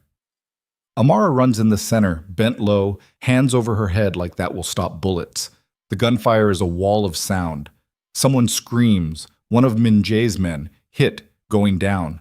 They don't stop, can't stop. Ahead, the loading dock entrance glows with firelight and smoke. They're 10 feet away when someone steps into their path. Han Jae-wook. He's nothing like his photo. Older in person, harder. Dressed in expensive casual clothes, slacks, button-down shirt, like he's here for a business meeting instead of a firefight. No weapon visible, just standing there, hands in his pockets, watching them with those flat, empty eyes. Minji stops so abruptly Amara nearly crashes into him. For 3 seconds, nobody moves. Nobody breathes. Then Han speaks. His voice is calm, conversational. Hello, Minji. Han. You're looking well, considering. Considering you just tried to kill me, twice. I didn't try anything. If I wanted you dead, you'd be dead. Han's eyes shift to Amara. And this must be Miss Okoi, the researcher, the one who started all this trouble. Amara says nothing. Every muscle in her body is screaming at her to run. I have to admit, Han continues, I didn't expect her to be so persistent. Most people would have walked away after the first beating, but not you. You just kept digging, kept asking questions, kept pushing until you found something you shouldn't have. The trafficking network, Amara manages. My trafficking network. He says it without shame, without any emotion at all. My operation, my vision, my profit margin. Under Minjae's name. Under his protection. There's a difference. Minjae raises his weapon, pointing it directly at Han's chest. Give me one reason not to end this right now. Because you still don't understand what's happening. Han pulls one hand from his pocket. In it, a phone. He turns the screen toward them. The image shows Safe Harbor. Exterior shot, clearly taken within the last hour. And standing outside the entrance, visible through the front window, Maya. The 7 women from the warehouse. Other volunteers Amara recognizes. I have people watching your shelter, Han says pleasantly. One phone call and everyone inside dies. The women you saved. The volunteers. Everyone. Amara's blood turns to ice. You're bluffing, Minjae says. Am I? Han taps the phone. It rings. Someone answers. Amara can hear the ringtone even from here. Han speaks into it. Status? A voice responds in Korean. Han listens, nods, hangs up. Not bluffing, he says. My men are in position. They're waiting for my order. Lower your weapon or I give it. Minji doesn't lower the weapon. Han sighs. You always were too proud for your own good. Fine. Let me make this simpler. He looks at Amara. Tell him to lower the weapon or I kill everyone you've been trying to save. Don't, Minji says to her. He's lying. I'm not lying and you know it. Han's voice has gone cold. I'm many things, Minjae, but I'm not a liar. I always tell the truth. I always keep my promises. And I promise that if you don't lower that weapon in the next 10 seconds, I will burn that shelter to the ground with everyone inside. Amara feels like she's drowning. Minji, don't trust him. I don't have a choice. There's always a choice. Not this time. She reaches out, pushes the barrel of his weapon down. He resists for a moment, then lets it drop. Han smiles. It doesn't reach his eyes. Smart girl, I see why Minjae likes you. What do you want? Minjae asks. What I've always wanted. Control. You've been too soft, too sentimental.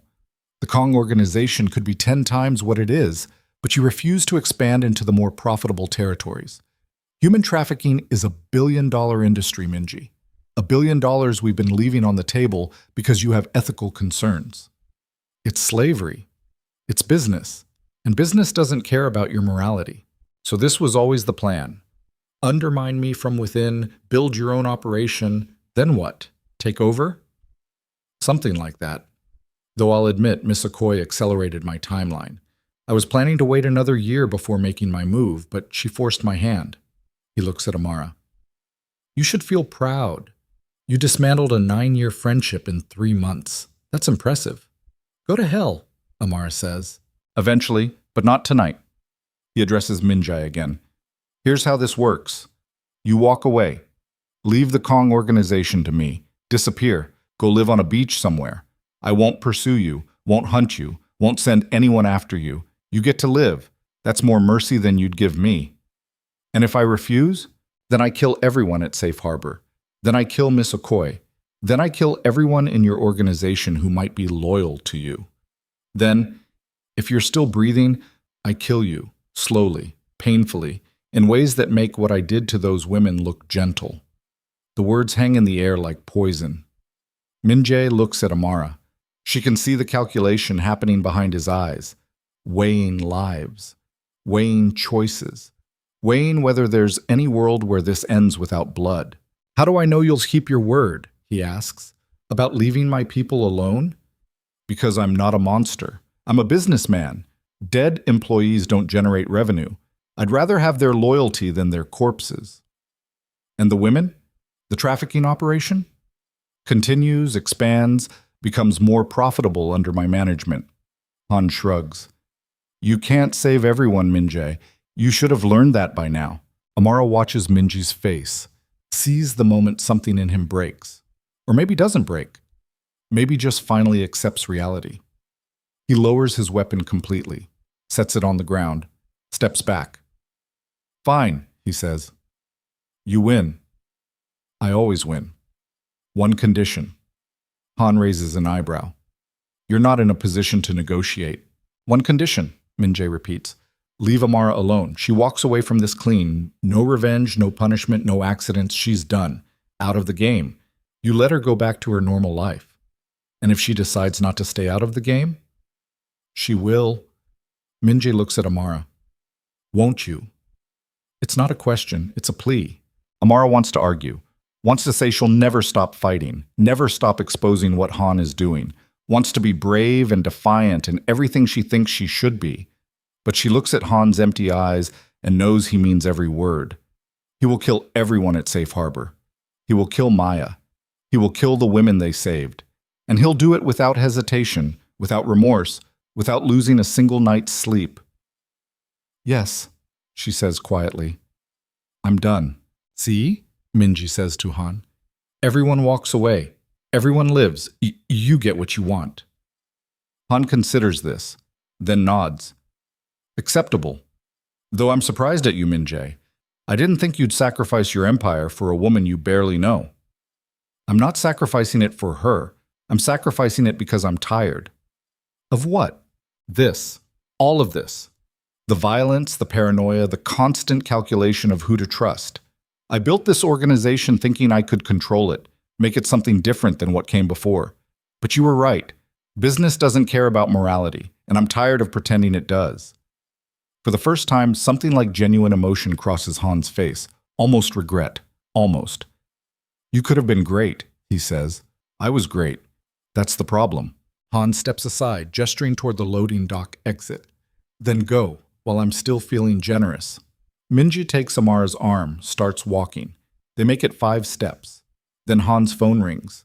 He answers, listens. His expression changes. Flat calm replaced by something sharp and dangerous. Say that again, he says into the phone. More listening. Then his eyes cut to Amara. You clever little bitch. Amara's stomach drops. Han ends the call. Safe Harbor is empty. The women are gone. The whole building evacuated 2 hours ago. He looks at Minjae. You knew. You were stalling. I suspected. So all of this was theater, buying time for your reinforcements to arrive. As if on cue, the sound of vehicles screeching into the lot outside. Doors slamming, boots on concrete, a lot of boots. Minji smiles. It's cold and sharp and completely without mercy. I told you 7 minutes. That was 8 minutes ago. I was running out of ways to keep you talking. Han's hand moves toward his pocket. Minjae moves faster. The gun appears in his hand like magic, not the one he set down, another one hidden somewhere on his person, and fires. Han goes down, not dead. The shot catches him in the shoulder, spinning him sideways. He crashes into a desk, blood spreading across his expensive shirt. Men pour into the warehouse, Minjae's reinforcements, weapons raised, shouting commands in Korean. They swarm past Amara and Minjae, securing the building, dragging Han's men from cover and forcing them to their knees. In 30 seconds, it's over. Han sits against the desk, hand pressed to his bleeding shoulder, looking up at Minji with something that might be respect. Well played, he says. I learned from the best. The women at Safe Harbor, you really moved them?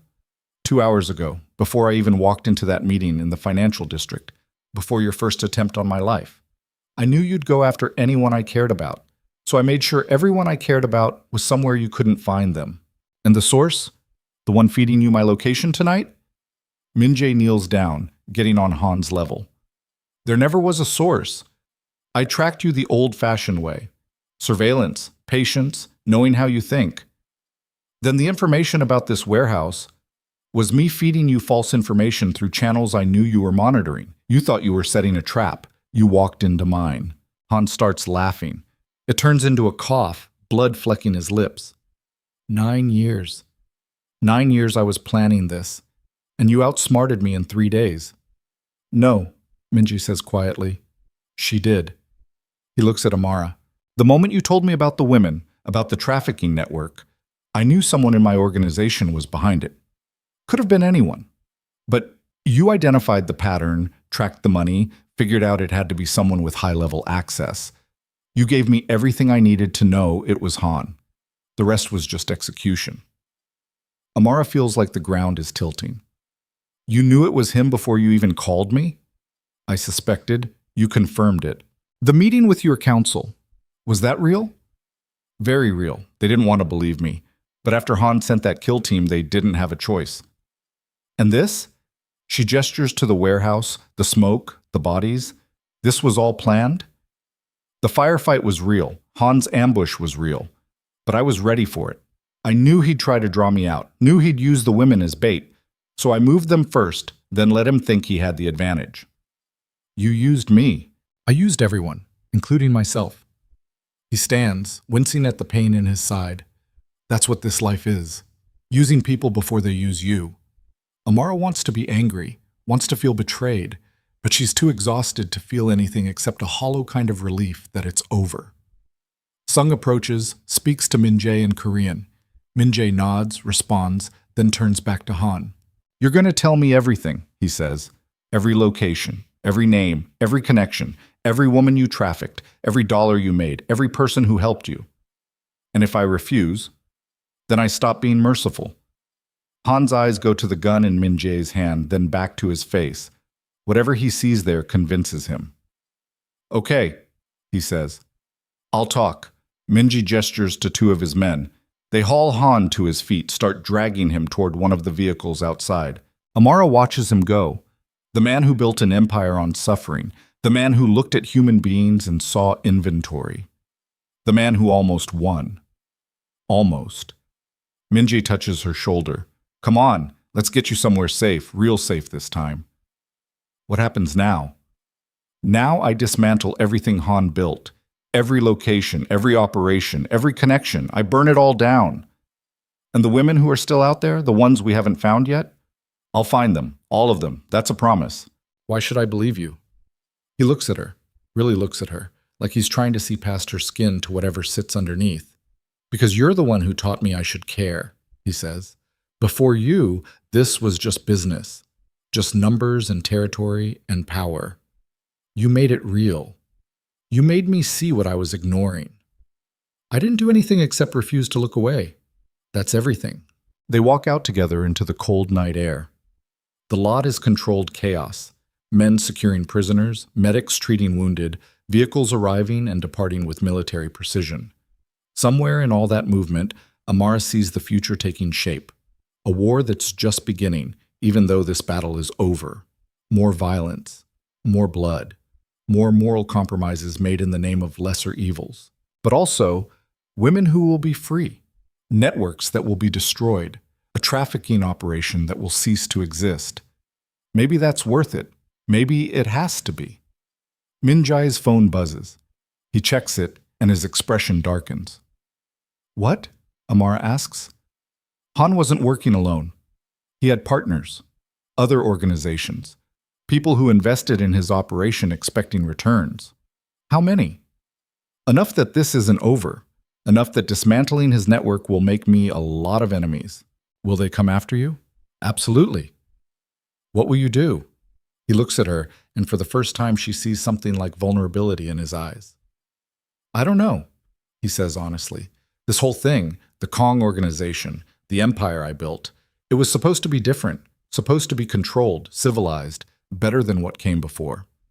But it's not. It's the same violence with better suits. So change it. It's not that simple, bum. It is exactly that simple. You have power. You have resources. You have people who follow you. Use all of that to build something that isn't about exploitation. Something that actually protects people instead of feeding on them. You make it sound easy. It's not easy, but it's possible. He studies her for a long moment. Then he says, "Will you help me?" "Help you how?" "I don't know yet, but I know I can't do this alone. Can't dismantle a trafficking network and rebuild an organization and fight off Han's partners all at once. I need people I can trust, people who won't compromise, people who care about more than profit. I'm a graduate student." "You're someone who spent 3 months tracking a criminal network while working 2 jobs and going to school. You're someone who walked into a mafia boss's office and demanded he help you. You're someone who ran into a firefight to pull me out. Don't tell me you're just a graduate student." "What exactly are you asking?" "I'm asking you to stay. Help me figure out how to make this right, how to use what I have, what we have now, to actually do something good." Amara knows she should say no, should walk away from this world, go back to her research and her classes and her normal life. Should leave the violence and the moral compromises to people who are already stained by them.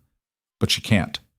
Because somewhere in this city there are still women being trafficked, still networks operating in shadows, still people like Han Jae-wook who see human suffering as a business model. And if she walks away, who's going to stop them? "Okay," she says, "but on my terms." Which are? No more killing unless there's absolutely no other option. No more operating outside the law unless it's the only way to actually save lives. And we document everything, every rescue, every takedown, every dollar spent, so there's accountability. That's going to make things harder. Good. Hard means we're doing it right.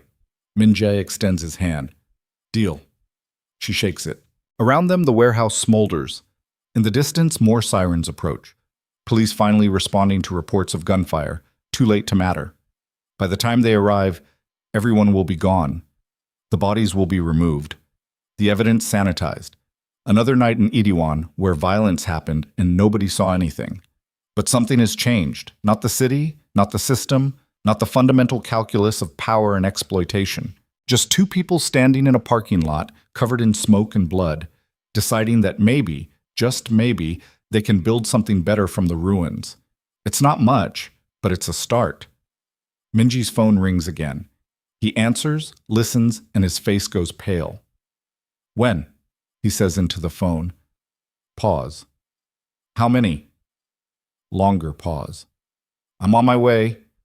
He hangs up, looks at Amara with an expression that makes her stomach drop. What happened? The other locations, the ones we were hitting simultaneously, 3 of them were empty, completely cleared out. Han moved the women? Someone did, and they did it fast, within the last 2 hours. Who? That's what we need to find out, because if it wasn't Han, if he has partners who saw this coming and evacuated their assets, he trails off. Then the network is bigger than we thought. Much bigger. Amara feels the hope from 30 seconds ago evaporate. How much bigger? I don't know, but I'm about to find out. He starts toward his vehicle, then stops, turns back. Last chance, he says. You can still walk away from this. Go back to your life. I'll make sure you're protected. Make sure Han's people never find you. But if you come with me now, if you help me chase this down, there's no going back. You'll be part of this world. Forever. Amara thinks about her apartment, her research, her classes, her plan to write policy papers that might change things incrementally, safely, from a comfortable distance. Then she thinks about the women in that warehouse, the ones they saved and the ones still out there, the ones who won't be saved unless someone, anyone, refuses to look away. I'm coming, she says. Min-jae nods. No smile, no relief, just acceptance. They climb into his vehicle. The engine starts. They pull out of the lot, leaving the burning warehouse behind. Ahead, the city waits, full of secrets and suffering, full of networks that trade in human lives, full of people who profit from others' pain, but also full of possibility, of choice, of the chance that maybe this time things can be different. Amara doesn't know if she's making the right decision. She just knows it's the only decision she can live with. The vehicle accelerates into the dark, and somewhere ahead, in a location they haven't found yet, women are waiting for rescue that might never come. Unless it does. Unless 2 people who shouldn't trust each other, a crime boss trying to rebuild his empire into something less monstrous, and a researcher who can't stop asking dangerous questions, can actually pull off the impossible. The city blurs past the windows. Neither of them speaks. They don't need to. The war has just begun. And this time, Amara isn't watching from the sidelines. She's in it, all the way in, no matter what it costs. The vehicle cuts through the city like a blade, tires hissing on wet pavement, engine growling low and urgent. Min-jae drives with the kind of focus that leaves no room for conversation, hands tight on the wheel, eyes fixed on the road ahead, jaw clenched so hard Amara can see the muscle jumping beneath his skin. She checks her phone. 4 a.m. The sky is still black, but there's a quality to the darkness that suggests morning is coming, whether anyone wants it or not. No messages from Maya. That's good. Means the women are still safe, still hidden wherever Minji's people moved them. But the other women, the ones Han's partners evacuated from the other locations, they're out there somewhere, being moved, being hidden, being prepared for whatever fresh hell awaits them. Where are we going? Amara asks. Han's going to tell us. Minji's voice is flat, drained of everything except purpose. You think he knows where his partners took them? He knows. He might not want to admit it, but he knows. They pull into an underground garage. Not the same one as before, somewhere new. Concrete pillars and fluorescent lights, and the smell of motor oil. 3 other vehicles are already there, engines ticking as they cool. Sung emerges from one, sees Min-jae, approaches. He's inside, Sung says in English, glancing at Amara. Not talking yet. He will be. Min-jae gets out, moves toward a metal door set into the far wall. Amara follows. The door opens into a corridor, bare concrete, exposed pipes overhead, the kind of space that exists beneath the city's polished surface. They walk maybe 50 feet before reaching another door. Sung opens it. Inside is a room that might charitably be called an office. Desk, 2 chairs, concrete walls, a single overhead bulb. And sitting in one of the chairs, hands zip-tied behind him, shoulder bandaged but still bleeding through, Han Jae-wook. He looks up when they enter. His face is pale from blood loss, but his eyes are still sharp, still calculating. Min-jae, he says pleasantly, like they're meeting for coffee. And Miss Okoye, how nice of you both to visit. Min-jae pulls the other chair around, sits facing Han. Amara stays by the door, trying to make herself invisible. Your partners, Min-jae says without preamble. Who are they? I have many partners. The ones who invested in the trafficking network. The ones who evacuated 3 locations in the last 2 hours. Those partners. Han smiles. Why would I tell you that? Because if you don't, I'll make the next few hours very unpleasant for you. You're going to torture me? Han actually laughs. Min-jae, we've known each other for 9 years. You don't have the stomach for that. You're right, I don't. Min-jae stands, walks to the door, speaks to someone outside in Korean. A moment later, a man enters, older, maybe 50, with scarred knuckles and eyes that have seen too much violence to be moved by more. He doesn't acknowledge Han, just stands against the wall like furniture. This is Cho, Min-jae says. He used to work for my father. Before I took over, before I tried to make this organization into something civilized. Cho remembers the old ways, the methods my father used when people refused to cooperate.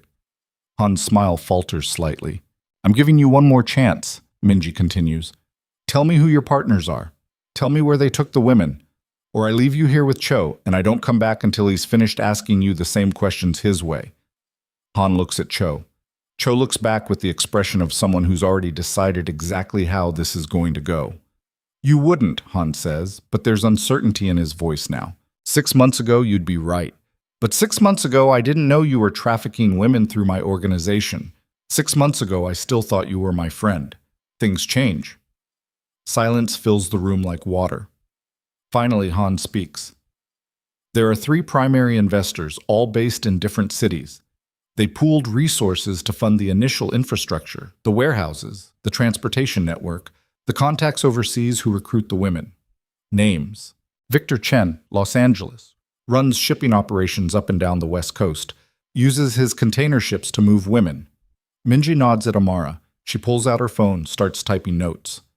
Who else? Min-jae asks. Dmitry Volkov, Seattle, Russian Mafia.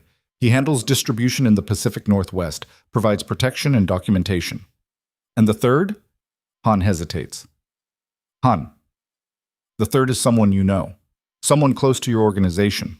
Minji's expression doesn't change, but Amara sees his hands curl into fists. Name: Lee Soo-hyun. The name hits like a bomb. Minjae goes absolutely still. You're lying. I'm not. Soo-hyun has been with us for 5 years. She runs our financial operations. She also runs money laundering for 3 trafficking networks on the West Coast, including mine. Has been for 2 years. You never noticed because she's very good at what she does. Minji turns to Sung. Sung's face is a mask of shock. Get me Soo-hyun, Minji says quietly. Now. Sung leaves. Minji looks back at Han. If you're lying about this, I'm not. Check her accounts, check her travel records. She's been to Los Angeles 4 times in the last 6 months, Seattle twice, always for business meetings that you never questioned because you trusted her. Why would she do this? Money, power. The same reason anyone does anything. Your organization is profitable, Minji, but it could be so much more. Soo-hyun saw that. I saw that. We decided to build something better. Better. Minji's voice is ice. You call trafficking better. I call profit better. The rest is just semantics. Minji pulls out his gun, presses it against Han's forehead. Give me one reason not to end this right now. Han doesn't flinch. Because you still need me. Soo-hyun won't tell you where the women are. She's smarter than that. But I know the network. I know the safe houses, the routes, the contacts. You want to dismantle this? You need me alive. The gun stays pressed against Han's skull for 5 seconds. 10. Amara can see Minji's finger on the trigger, can see the calculation happening behind his eyes. Then he lowers the weapon. You're going to tell me everything, he says. Every location, every contact, every detail. And in exchange, you get to live in a cell for the rest of your life. I'd rather die. That can be arranged, but not until you've given me what I need. Han studies him, then nods. Fine, but I want protection. Chen and Volkov won't be happy when they find out I'm cooperating. They'll send people to silence me. You'll have protection. And Miss Okoye? Han's eyes shift to Amara. What happens to her? That's not your concern. Actually, it is, because she's the reason this all fell apart. She's the loose end that unraveled everything. Chen and Volkov know about her. They know she's been investigating, know she's working with you. They'll want her dead. Amara's blood turns cold. They don't know where she is, Minji says. They will. They have resources you can't imagine. Within 24 hours, they'll know her address, her schedule, everyone she cares about, and they'll use all of it against her. Then we move her somewhere safe. There is nowhere safe, not from people like Chen and Volkov. Minjae turns to Amara. Pack a bag. You're leaving the city. No. This isn't a discussion. You're right, it's not. I'm not running. Amara, those women, the ones Chen and Volkov have, they're running out of time. Every hour we waste is another hour they're being moved further away, being sold, being destroyed. I'm not abandoning them to save myself. You can't help them if you're dead. I can't live with myself if I don't try. Minji opens his mouth to argue, then closes it. He knows that look on her face, knows there's no argument that will change her mind. Fine, he says, but you stay close to me. No wandering off. No heroics. Agreed. The door opens. Sung enters with a woman, late 30s, Korean, dressed in an expensive suit that looks like it costs more than Amara's entire wardrobe. Her hair's pulled back in a tight bun, her makeup perfect, her expression carefully neutral. This is Lee Soo-hyun. She looks at Han, then at Minjae. What's happening?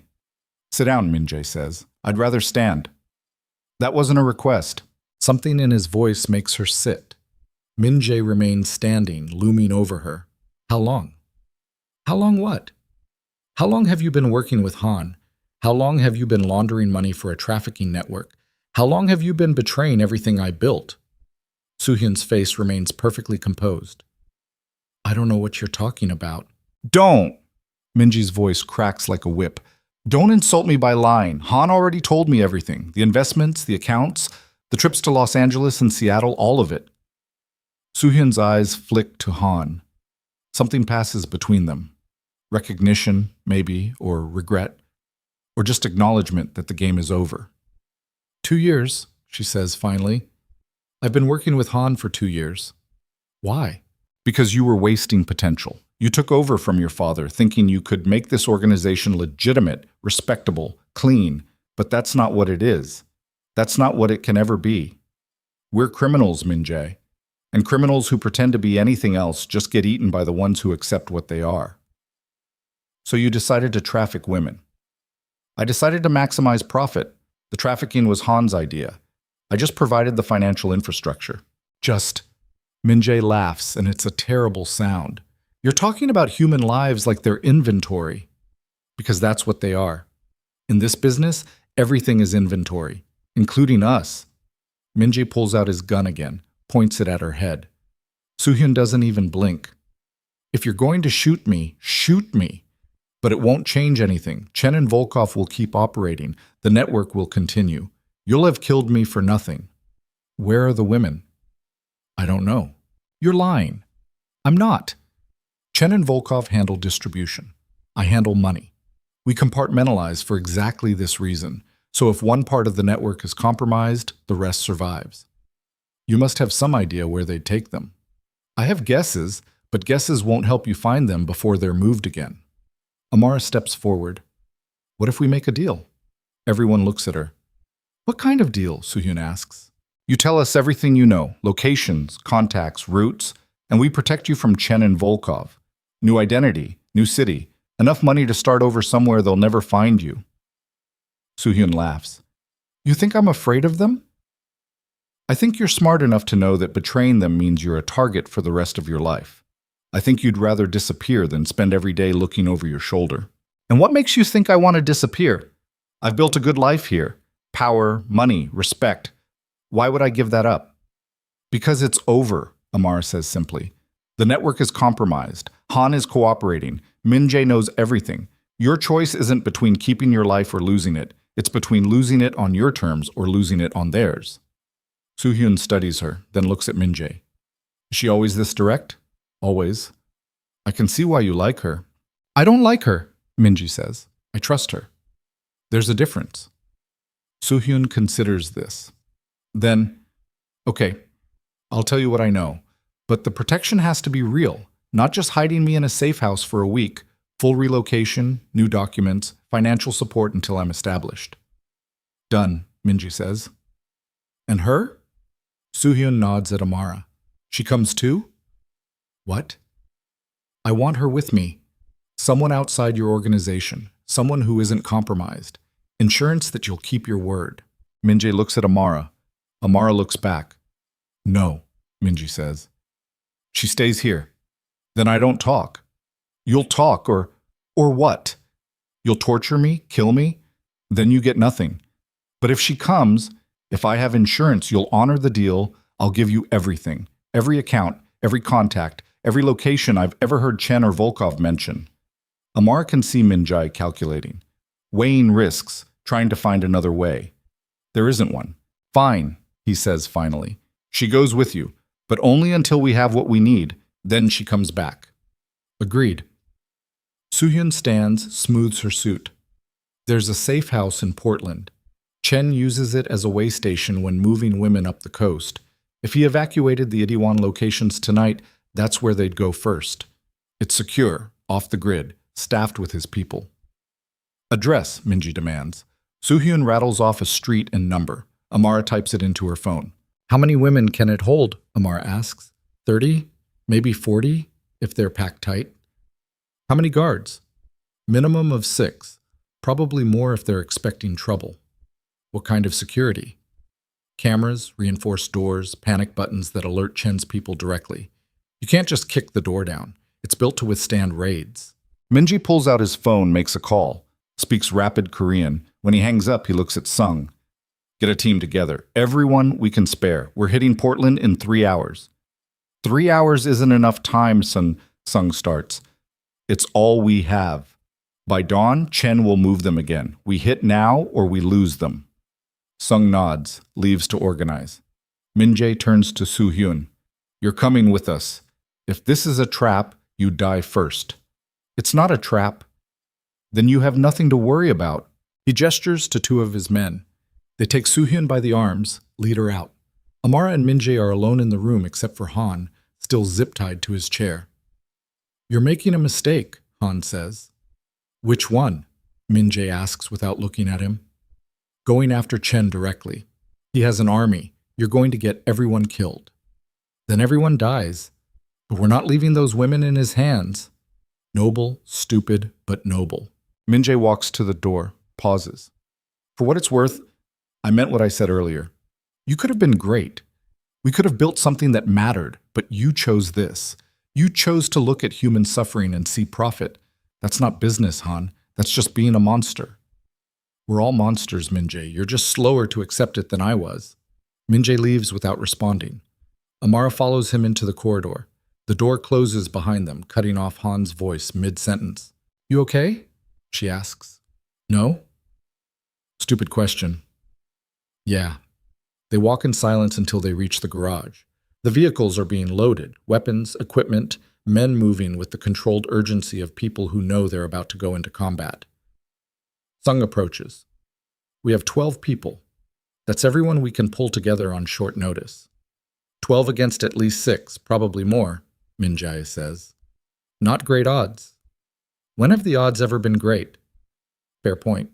Amara watches the preparations. Watches men check weapons, strap on body armor, load ammunition into magazines with practiced efficiency. This is a world she doesn't belong in. A world where violence is currency and lives are chips on a table. But it's also the world where those women are trapped. I'm coming, she says. Min-jae doesn't argue, just nods. Stay in the vehicle until the building is secured, no exceptions. Understood. 30 minutes later, they're on the road. 3 vehicles heading north toward Portland, driving through the pre-dawn darkness at speeds that make the streetlights blur into continuous ribbons of light. Amara sits in the back of the lead vehicle next to Soo-hyun. Neither of them speaks. Soo-hyun stares out the window, her expression unreadable. Amara checks her phone compulsively even though there's nothing to check. No messages, no updates, just the time ticking forward toward whatever's waiting in Portland. Min-jae sits in the passenger seat, phone to his ear, speaking Korean in a low voice, coordinating, planning, preparing for a fight that could end with everyone dead. They cross the city limits. The buildings thin out, replaced by industrial zones and then empty stretches of highway. The sky is starting to lighten. Not quite dawn, but that gray period where night is losing its grip.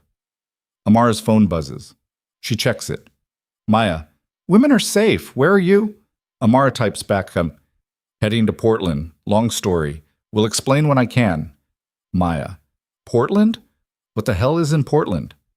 More women who need help. Maya, Amara, please be careful. Always. Another lie. She seems to be collecting those lately. The highway unspools ahead of them. Mile markers tick past. An hour. 90 minutes. 2 hours. They hit Portland city limits just as the sun breaks the horizon, painting the world in shades of orange and pink that feel obscene given what they're about to do. Min-jae gives directions. They navigate through streets that are just starting to wake up. Early morning joggers, delivery trucks, people walking dogs. Normal life continuing, oblivious to the violence about to erupt in its midst. The safe house is in an industrial area near the waterfront. Warehouses and shipping facilities, chain link fences and security cameras. The building itself is nondescript. 2 stories, concrete block construction, small windows set high on the walls. Exactly what you'd expect from a place designed to hold people who don't want to be held. They park 2 blocks away. Everyone gets out except the drivers, who keep the engines running. Min-jae gathers his team, speaks to them in Korean, then switches to English for Amara's benefit. 3-point entry. Sung takes the front with 4 men, I take the back with 4. The rest stay here for extraction and backup. What about me? Amara asks. You stay in the vehicle with Soo-hyun. If something goes wrong, if we don't come back in 20 minutes, you leave. Drive back to Iriwan. Don't stop. Don't look back. Min-jae si. This is not negotiable. You wanted to help. You helped. You identified the network. You got us here. But what happens next is combat. and you're not trained for that." He's right. She knows he's right, but every instinct is screaming at her not to sit here safe while he walks into gunfire. "Please be careful," is all she says. He almost smiles. Careful isn't really an option anymore. The team split up, moving toward the building from different angles. Amara watches from the vehicle as they disappear into the maze of warehouses and shipping containers. Then there's nothing but waiting.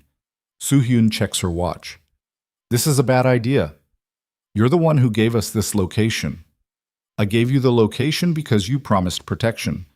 But watching Min-jae walk into a fortified building with 12 people against unknown opposition? That's not protection, that's suicide." He knows what he's doing. Does he? Because from where I'm sitting, it looks like he's letting his conscience override his survival instinct. That's how people die. Maybe. Amara keeps her eyes on the building. But it's also how people save lives. You really believe that? That there's a meaningful difference between dying for profit and dying for principle? Yes. Then you're as naive as he is. Amara doesn't respond, just watches the building, waiting for the first gunshot, waiting for everything to go wrong. 5 minutes pass. 6. 7. Then the world explodes. Not literally. No explosion, no fireball. But gunfire erupts from inside the building, so much and so fast it sounds like a single continuous roar. Muzzle flashes visible through the high windows, shouting, screaming. Amara's hands grip the seat so hard her knuckles go white. The gunfire continues. 30 seconds, a minute, impossibly long. Then silence. Amara counts her heartbeats, gets to 20. The front door opens. Min-jae emerges, supporting one of his men who's bleeding from the leg. Sung follows, weapons still raised, scanning for threats. Behind them, more of Min-jae's team, and then the women. They come out in groups of 3 and 4, moving slowly, eyes wide with shock and terror. Some can barely walk. Others support those who can't. All of them look like they've been through hell and just barely escaped. Amar counts. 15, 20, 25. 32 women total. More than Soo-hyun estimated. More than should fit in a space that size. Chen was packing them in like cargo. Min-jae waves toward the vehicles. The drivers pull forward. Doors open. The women are guided inside, gentle hands helping them, voices speaking quiet reassurances in languages Amara can't identify. She gets out of her vehicle, runs toward them. Min-jae sees her coming, tries to wave her back. She ignores him. The women are terrified, flinching away from touch, eyes darting everywhere looking for new threats. Amara approaches slowly, hands visible, making herself as non-threatening as possible. "You're safe," she says. Repeats it in her broken Vietnamese, her worst Mandarin, her non-existent Thai. Safe, no danger. We're helping. One of the women, young, maybe 19, with a bruise covering half her face, looks at her. "Truth? Truth. I promise. We're taking you somewhere safe. Somewhere they can't find you." The woman starts crying. Others join her. Tears of relief or exhaustion, or just the release of tension that's been building for God knows how long. Amara helps them into the vehicles, making sure everyone has space, making sure no one is left behind. That's when she sees Sung dragging someone out of the building. A man. Chinese, maybe 40, expensive suit now torn and bloody. He's zip-tied and gagged, fighting against Sung's grip, but unable to break free. "Who's that?" Amara asks. Min-jae appears at her elbow. "Chen's lieutenant. He was here overseeing the transfer. We got him alive." "What are you going to do with him?" "Same thing we did with Han. Make him tell us where Chen is, where Volkov is, where every piece of this network connects." "And then?" "And then we dismantle it. All of it. Every location, every contact, every person who profits from this." The last of the women are loaded. The last of Min-jae's men climb into vehicles. Engines revving. "We need to move," Sung calls.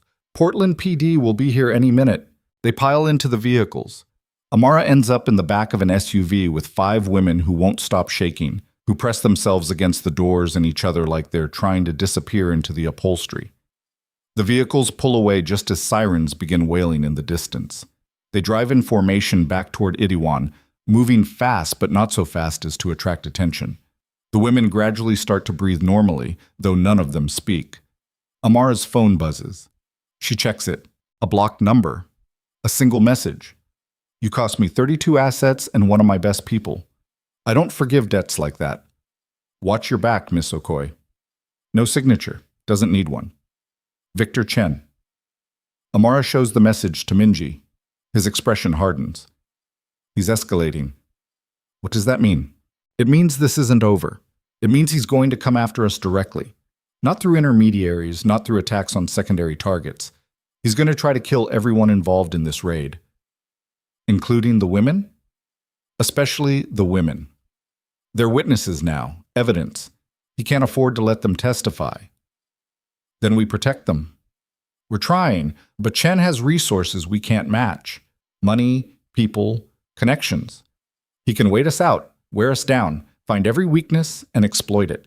So what do we do? Minjae looks out the window at the highway rushing past.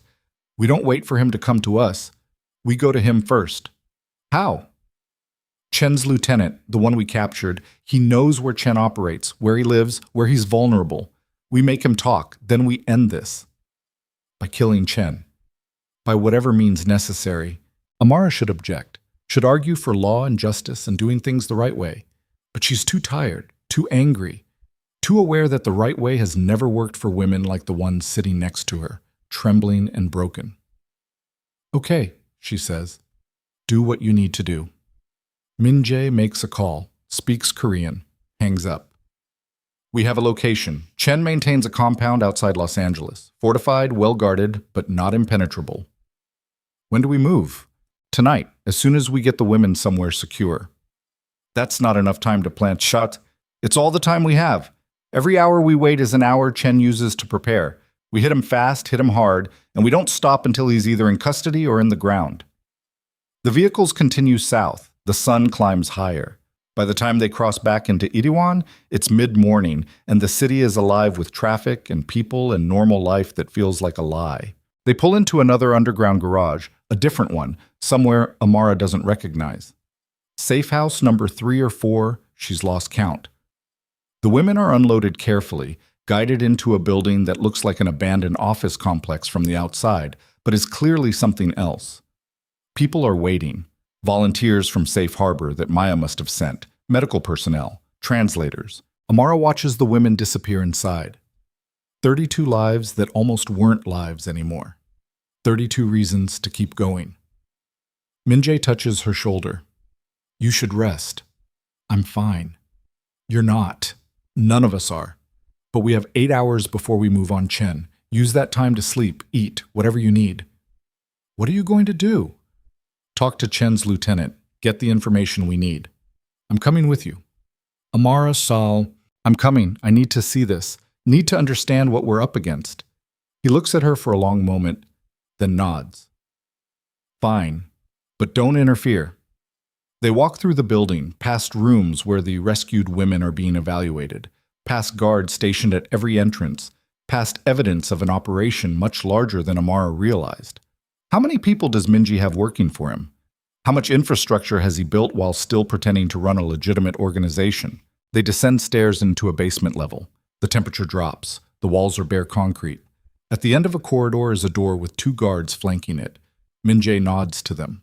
They open the door. Inside, Chen's lieutenant sits in a chair, zip-tied, bleeding from a dozen small cuts that look carefully placed. Not torture exactly, more like persuasion. Cho stands against the wall, his scarred knuckles bloody. The lieutenant looks up when they enter. His eyes find Amara, narrow with recognition. The researcher, he says in accented English, you're the one who started all this. I'm the one who exposed it, Amara corrects. Same thing. Minjae pulls up a chair, sits facing the man. I need to know where Chen is, right now, today. And if I tell you, you live. New identity, protection, money. Same deal I gave everyone else. And if I don't, then Cho continues his conversation with you until you change your mind. The lieutenant looks at Cho. Cho looks back without expression, waiting. Chen's compound is in Malibu, the lieutenant says. A state on the coast, 12-foot walls, security cameras, armed guards 24/7. You're not getting in there alive. Let me worry about that. How many guards? Minimum 20, probably more if he knows you're coming. Does he know? He will. You think your organization doesn't have leaks? Chen has people everywhere. By now, he knows about Portland, knows about the women you rescued. He's preparing. For what? For war. He's calling in favors, bringing in reinforcements. If you go after him, you won't be fighting 20 guards. You'll be fighting an army. Min-jae stands. Then we better bring our own army. He walks out. Amara follows. In the corridor, he pulls out his phone, starts making calls. Amar counts them. 5 different conversations in rapid Korean, each one short and urgent. When he's done, he looks at her. I can get maybe 30 people. That's everyone I can spare while still protecting the women here. 30 against how many? Unknown, but probably more than 30. Those aren't good odds. No, but they're the odds we have. What if we call the police, the FBI, someone with actual authority, and tell them what? That a crime boss is attacking another crime boss over a human trafficking network? They'll investigate, and by the time they finish investigating, Chen will have disappeared, and those women will be dead. So we're doing this ourselves. We're doing this ourselves. Amara leans against the wall, closes her eyes. Every muscle in her body aches. She can't remember the last time she slept, the last time she ate something that wasn't grabbed in transit. You should sit this one out, Minji says quietly. You've done enough, more than enough. This last part, going after Chen, you don't need to be there for that. Yes, I do. Why? Because if I'm not there, if I let you do this alone, then I'm just using you, pointing you at the problem and walking away while you solve it. That's not right. Nothing about this is right. No, but we're doing it anyway. He almost smiles. You really don't know how to quit. Neither do you. Yeah, I guess that's why we're both standing here instead of anywhere sane. Sung appears at the end of the corridor. Boss, we have a problem. What now? Volkov. He's here. In Itaewon. Min-jae goes very still. When did he arrive? 2 hours ago. Private flight. He's staying at the Meridian Hotel downtown. Why is he here? Unknown. But Chen and Volkov in the same region at the same time, that's not coincidence. No, that's coordination. Minji starts walking. They're planning something big. What could be bigger than what we've already disrupted? Amar asks. Min-jae doesn't answer immediately, just keeps walking until they reach a room with computers and screens showing surveillance footage from multiple locations. He points to one screen. That's the Meridian Hotel. Volkov is in the penthouse suite, top floor. Another screen. That's one of Chen's businesses, a nightclub in the financial district. Technically legitimate, actually a front for laundering money. A third screen. And that's the warehouse district where we hit Han's operation. Notice anything? Amara studies the screens. They're all within 2 miles of each other. Exactly. Volkov and Chen are meeting, tonight, probably to plan their response to what we've done, which means that's where they'll be vulnerable, Sung finishes, both of them in one place. Can we hit them there? Amar asks. It's risky, Minji says. Very risky. The Meridian is a public hotel. Chen's nightclub is full of civilians. If we move on them in either location, there will be collateral damage. But if we don't move, if we let them plan, then they'll come after us with everything they have, and we'll be fighting a defensive war we can't win. Min-jae pulls out his phone again, makes another call. This one is longer, more intense. When he hangs up, he looks at Sung.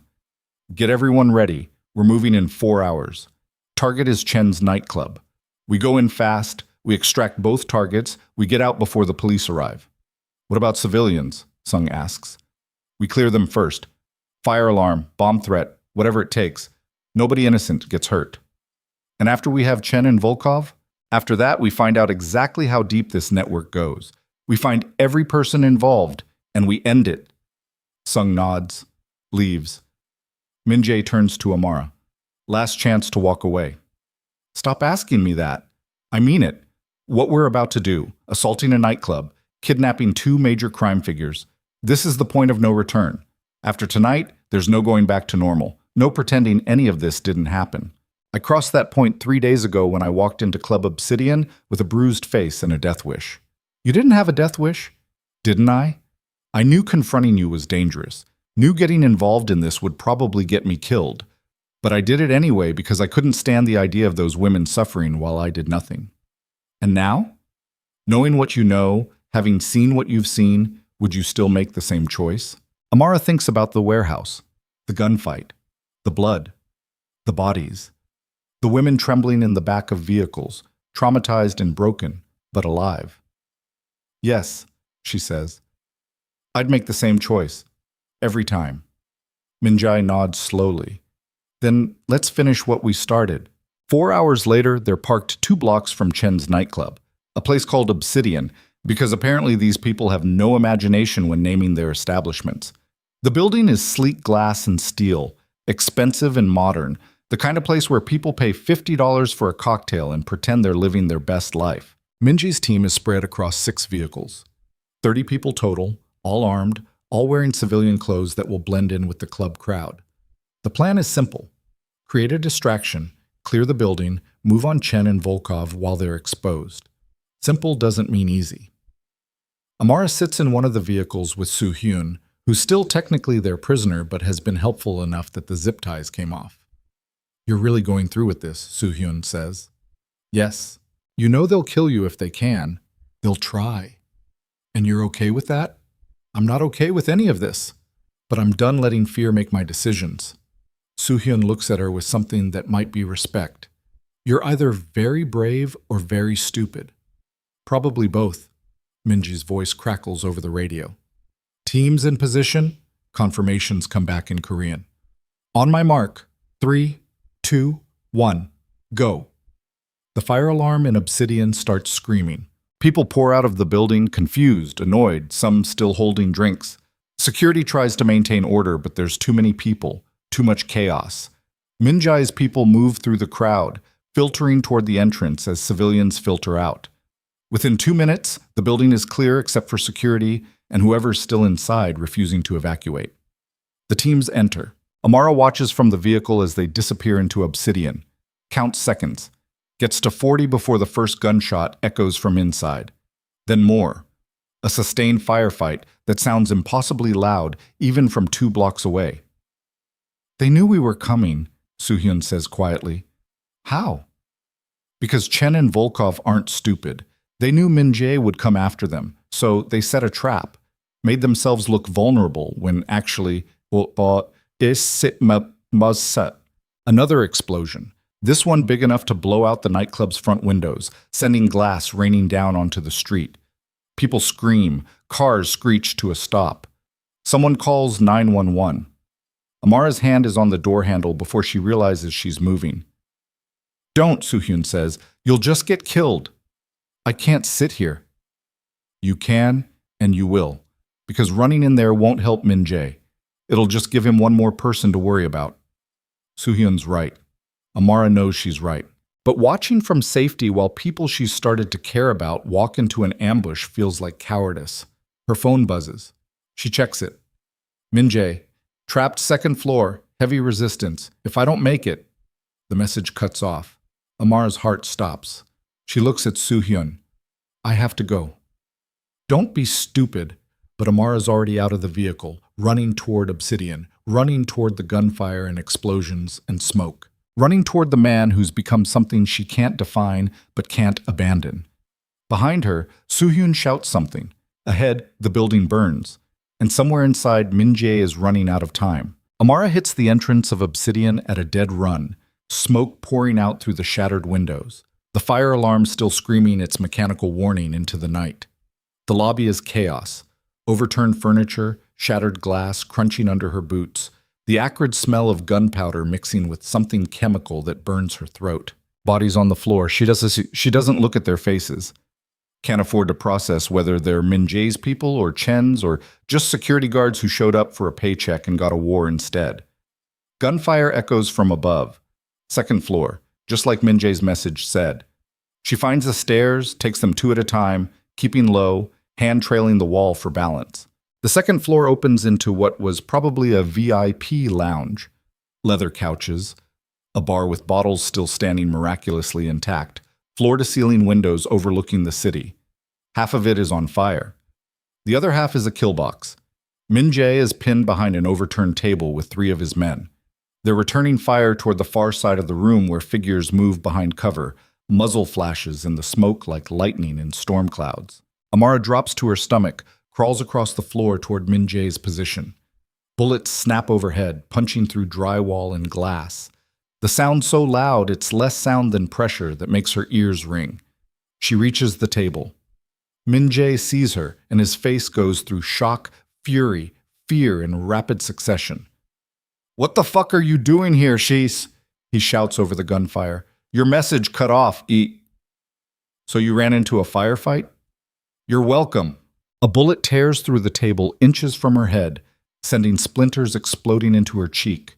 She yelps, presses herself flatter against the floor. Min Jae grabs her, pulls her against the table next to him. "You need to leave, now." "Can't. The stairs are cut off." He leans around the table, fires 3 shots, pulls back. "How many did you see down there?" "I don't know. I wasn't counting. I was running." One of Minji's men, young, bleeding from a shoulder wound, ejects an empty magazine, reaches for another. His hands are shaking so badly he drops it. Amara picks it up, hands it to him. He looks at her like she's a hallucination. "How many on the other side?" she asks Min Jae. 8, maybe 10. They have the exits covered. We're stuck until reinforcements arrive." "When will that be?" 5 minutes? Maybe." "We don't have 5 minutes." The fire is spreading, eating through the expensive furniture and designer curtains, filling the room with smoke that makes every breath feel like inhaling broken glass. The heat is getting intense, shimmering the air, turning everything into wavy distortions. Sung appears from somewhere to their left, diving behind the table, breathing hard. Blood runs down his face from a cut above his eye. "We need to move. This whole floor is going to collapse." "Move where?" Min Jae demands. "Windows. We rappel down." "We don't have rope. We have tablecloths, power cords, whatever we can tear up. It's that or burn." Min Jae looks at the windows, calculating. They're maybe 20 feet up. A drop that could break bones but probably won't kill. "Do it," he says. Sung starts tearing down curtains, knotting them together with the kind of speed that suggests he's done this before. The other men provide covering fire, buying time.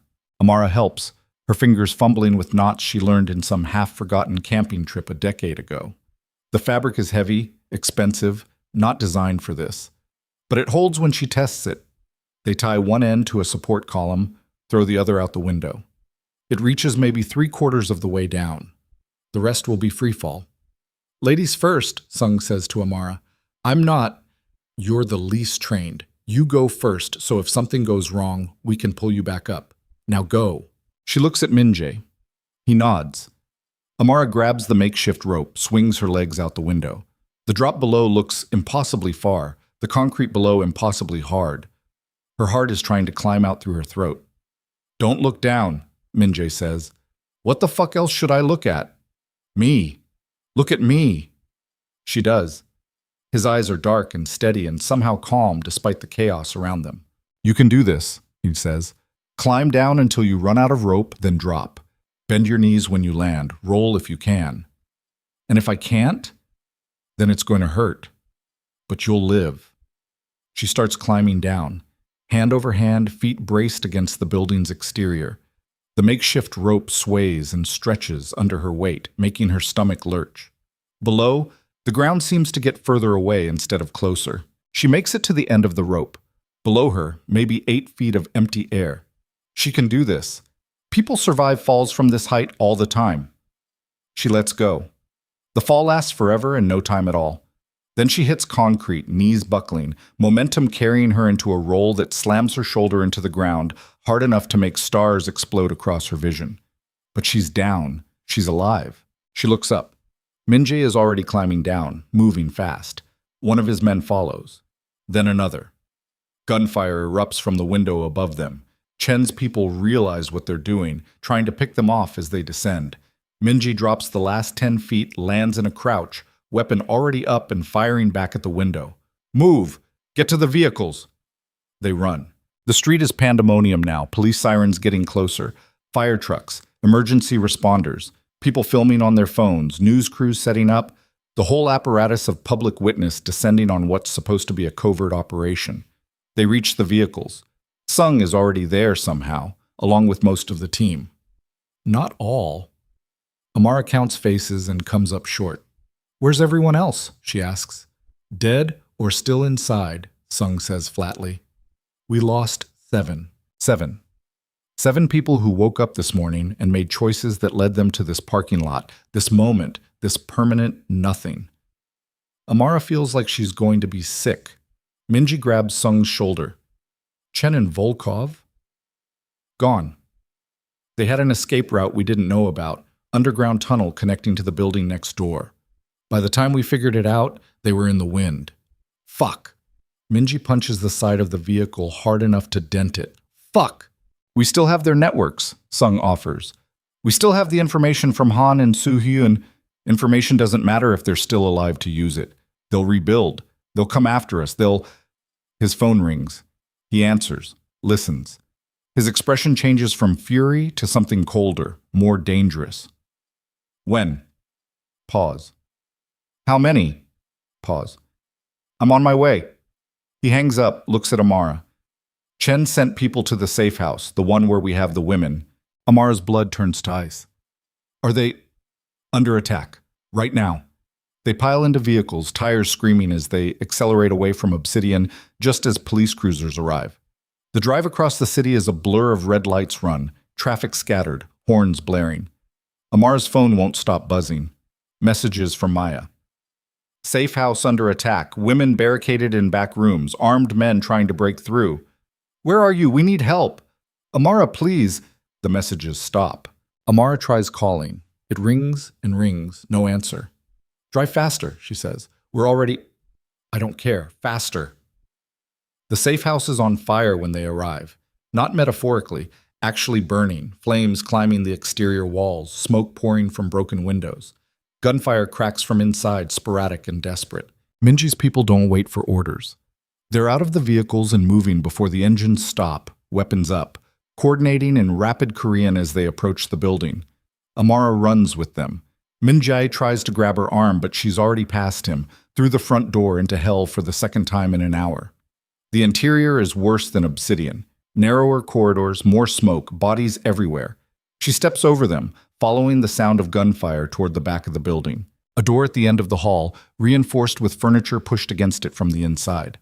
The furniture is splintering under repeated impacts. Someone on the other side trying to break through. Minjae appears beside her, signals his men to flank. They move into position. He counts down on his fingers. 3, 2, 1. They hit the hallway from both sides, catching Chen's people in a crossfire. The fight is brutal and close. No room for strategy. Just point and shoot and hope you hit the right person. It lasts maybe 30 seconds. Feels like hours. When it's over, 4 of Chen's men are down. 2 of Minjae's team are hit but still breathing. Amara pounds on the reinforced door. Maya, it's me! It's Amara, open up! Silence. Then furniture scraping. The door cracks open. Maya's face appears, streaked with soot and tears. Behind her, women huddle together in the dark. Some crying, some silent with shock, all alive. Thank God, Maya breathes. Thank God you came. Are you hurt? No, scared, but not hurt. The women... We're getting everyone out, right now. Minji is already organizing evacuation. The vehicles pull up as close as possible. The women are guided out through smoke and chaos, hands over mouths, eyes streaming, moving as fast as terror and exhaustion allow. Amara helps Maya, who's supporting one of the older women who can barely walk. They make it to a vehicle, get inside. The driver pulls away immediately. Where are we going? Maya asks. I don't know, somewhere safe. There is nowhere safe, not anymore. She's right. Chen and Volkov know about this location now. Probably know about every location connected to Minji's organization. Nowhere in the city is secure. They drive to another safe house. This one on the opposite side of Iriwan, a nondescript building in a residential neighborhood. The women are unloaded again, guided inside again, given water and blankets and medical attention again. Amara sits on the curb outside, head in her hands, trying to process everything that just happened. Minjae sits down next to her. His tactical gear is scorched and bloody. He's favoring his left side where he took a round back in Obsidian, went through the vest but probably cracked a rib. We can't keep doing this, Amara says. I know. Every time we move them, Chen finds them. Every time we set up somewhere safe, it stops being safe. We're playing defense, and he's playing offense, and we're going to lose. I know. So what do we do? Min-jae is quiet for a long moment. Then, we end it, tonight. No more half measures, no more trying to be better than them. We find Chen, we find Volkov, and we finish this. How? They're ghosts now. They could be anywhere. Not anywhere. Chen's lieutenant, the one we captured, he gave us a secondary location, a fallback position Chen uses when his primary sites are compromised. I didn't think we'd need it. I was wrong. Where is it? North of the city. Private estate, isolated, heavily defended. If Chen and Volkov are regrouping, that's where they'll be. And you want to assault it? I want to end this war before it destroys everyone I care about, including you. Amar looks at him, really looks at him. He's exhausted, bleeding, running on fumes and desperation. But there's something else in his eyes. Determination that's moved past calculation into something more primal. This isn't about the women anymore, she says quietly. Is it? It's always been about the women. But yes, it's also about making sure Chen and Volkov can't hurt anyone else, ever again. You mean killing them? I mean doing whatever's necessary to ensure they're not a threat. That's the same thing. Maybe. He stands, offers her his hand. I'm not asking you to come. I'm not asking you to be part of this. You've done more than anyone should ever be asked to do. But if you want to see this through to the end, really the end, then I need to know now. Amara takes his hand, lets him pull her to her feet. I'm in, she says, until the end. They assemble a team, not the full 30 from before. 7 are dead, more are wounded. But they scrape together 15 people who are still standing, still willing to go one more round. It's not enough. They all know it's not enough. But it's what they have. They load into vehicles just as dawn starts breaking over the city. The same gray light that started all of this however many days ago, though it feels like years. Time has lost meaning somewhere between the first warehouse and the burning nightclub and the women crying in safe houses that aren't safe. The drive north takes 90 minutes. The city gives way to suburbs, suburbs give way to rural estates, and finally they're on a private road cutting through forest that hasn't been developed yet. The estate materializes like something from another world. High walls, security cameras, the kind of wealth that doesn't advertise itself because it doesn't need to. They park a quarter-mile away, approach on foot. Min-jae has schematics pulled from somewhere, probably Soo-hyun, though Amara isn't sure where she ended up in all this chaos. The plan is simple because there's no time for complexity. 3 teams enter from different points, find Chen and Volkov. Extract them or eliminate them. Get out before private security or the police arrive. Amara is with Min-jae's team. She's been given a weapon, a handgun she barely knows how to use, and instructions to stay back and only shoot if absolutely necessary. They move through this forest in silence, communicating with hand signals. The estate's walls loom ahead, 12 feet of concrete and money. Security cameras sweep in predictable patterns. Sung times them, finds the gap, signals. They go over the wall using the same kind of improvised rope from obsidian. This time Amara doesn't hesitate, just climbs and drops and keeps moving. The grounds are manicured perfection, gardens and fountains and paths that wind through landscaping that probably costs more to maintain than most people earn in a year. They follow Min-jae toward the main house, a sprawling structure that looks like a museum.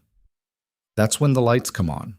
Every light in the estate, all at once, turning night into day. And surrounding them, at least 30 armed men. Amar's stomach drops. They were expected. Again. A voice calls out in English with a Chinese accent. Drop your weapons, and you might live. Min-jae doesn't drop his weapon. Neither do his people. Last chance, the voice calls. We're not surrendering, Min-jae shouts back.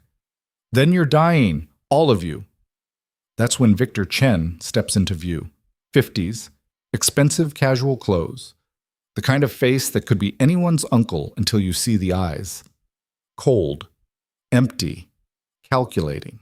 Beside him, Dmitry Volkov, Russian, early 60s, built like a boxer gone to sea, dressed in a suit that probably cost more than a car. Kang Min-jae, Chen says pleasantly. I was wondering when you'd arrive. You're very predictable.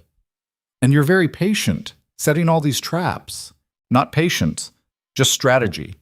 You see, while you were busy trying to save those women, rescue those assets, play the hero, I was preparing, bringing in people, fortifying positions, making sure that when you inevitably came after me, you'd walk right into exactly this. Except we're not alone, Minji says. Chen smiles. Your other teams? Already captured. You're not just walking into a trap, Minji. You're the last piece of one. Amara feels the world tilting. This was a mistake, all of it. Every choice since that first night at Club Obsidian has led here, to this moment, to standing in a spotlight surrounded by guns with no way out. So what now? Minji asks. You kill us all? That solves nothing. My organization will come after you. The police will investigate. The women will testify. Will they? Volkov speaks for the first time, his accent thick, his voice like gravel. The women you rescued are scattered across a dozen safe houses. We know every location. One phone call, and they all burn. Everyone dies, including your little researcher friend here. He gestures at Amara. So here's deal, Volkov continues. You surrender. You tell us where all women are. You dismantle your organization, give us territory, and disappear. In exchange, we let you live. Let her live. Let everyone live who doesn't need to die. And if I refuse? Then we start with her. Volkov pulls out a gun, points it at Amara's head. Then we work through your men one by one. Then we find every safe house and burn them all while you watch. Then, maybe, we let you die. Minji's hands tighten on his weapon.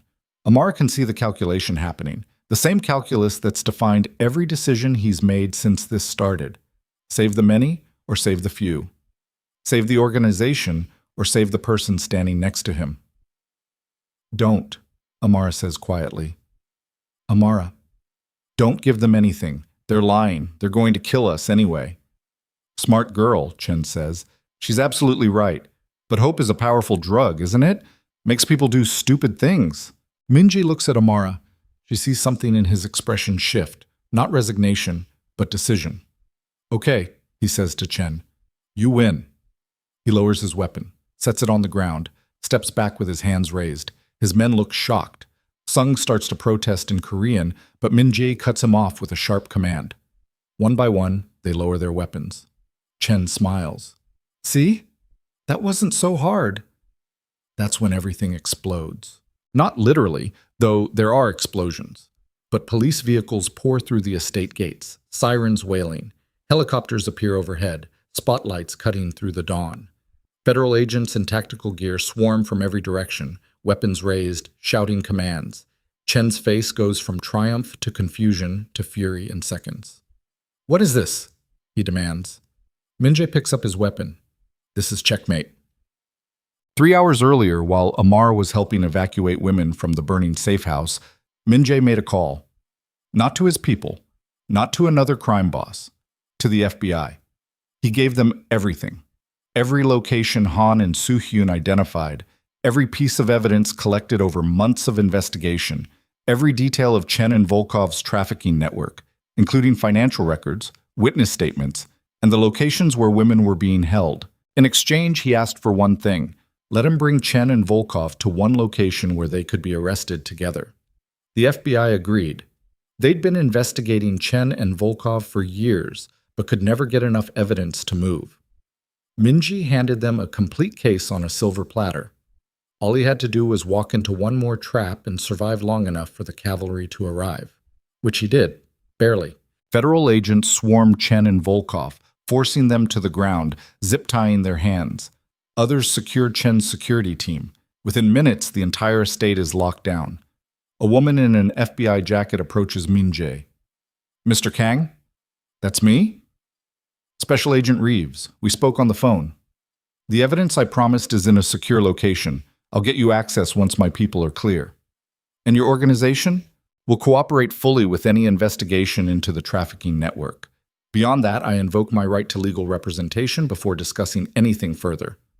Reeves almost smiles. Smart. You should know there will be charges. Assault, kidnapping, operating a criminal enterprise. I understand. But the women, the ones we rescued, they need protection. Witness protection, relocation, whatever it takes to keep them safe from whatever's left of this network. We'll take care of them. See that you do, because if anything happens to them, if they're hurt or threatened or disappeared, deal's off. And I'll make sure every piece of evidence I have about federal corruption and complicity disappears with them. Reeves's expression hardens. Are you threatening federal agents? I'm making sure we all understand the terms. You get Chen, Volkov, and their entire network. I get those women kept safe. Everyone wins. Except you're still going to prison. Maybe, maybe not. That's for lawyers to figure out. But right now, this moment, we ended something today. That's worth whatever comes next. Reeves studies him, then nods. We'll be in touch. She walks away. Amara approaches, stepping around federal agents who are documenting the scene, photographing everything, turning violence into evidence. You knew, she says. You knew this whole time you were bringing them here for the FBI. I suspected, didn't know for sure until I saw the helicopters. Why didn't you tell me? Because you would have tried to talk me out of it, argued there was another way. And there wasn't. This was the only play that gets those women protected by people with actual resources, while also making sure Chen and Volkov can't rebuild. And you? What happens to you? Prison, probably. For how long depends on what deal my lawyers can cut. Min-jae... Don't make this harder than it already is. He touches her face, gentle, his thumb brushing across the bruise that's finally starting to fade. You did something impossible. You looked at a system designed to make people invisible and you refused to let it work. That matters. That's worth everything we went through. We. Not just me. You started it. I just followed where you led. Federal agents approach, clearly ready to take Min-jae into custody. He holds up one hand. Wait. The women, he says to Amara. Make sure they're actually taken care of, not just processed and forgotten. Make sure they get real help, real protection, real futures. That's your job now. I don't know how... You'll figure it out. You always do. The agents take his arms. He doesn't resist. Lets them guide him toward a waiting vehicle.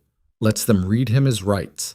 Lets everything he built over 9 years dissolve in a single morning. Before they put him in the car, he looks back at Amara one more time. She raises her hand. Not quite a wave.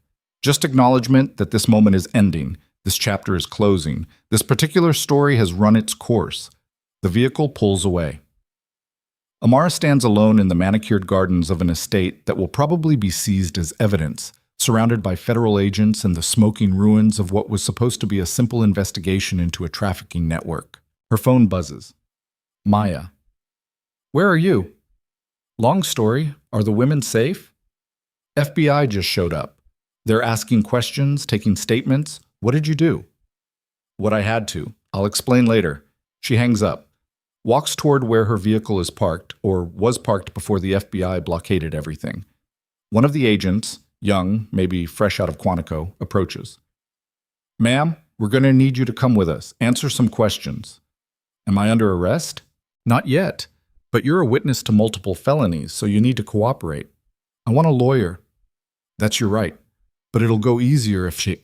I want a lawyer, she repeats. And I want confirmation that the women we rescued are going into federal protection. And I want it in writing before I say another word.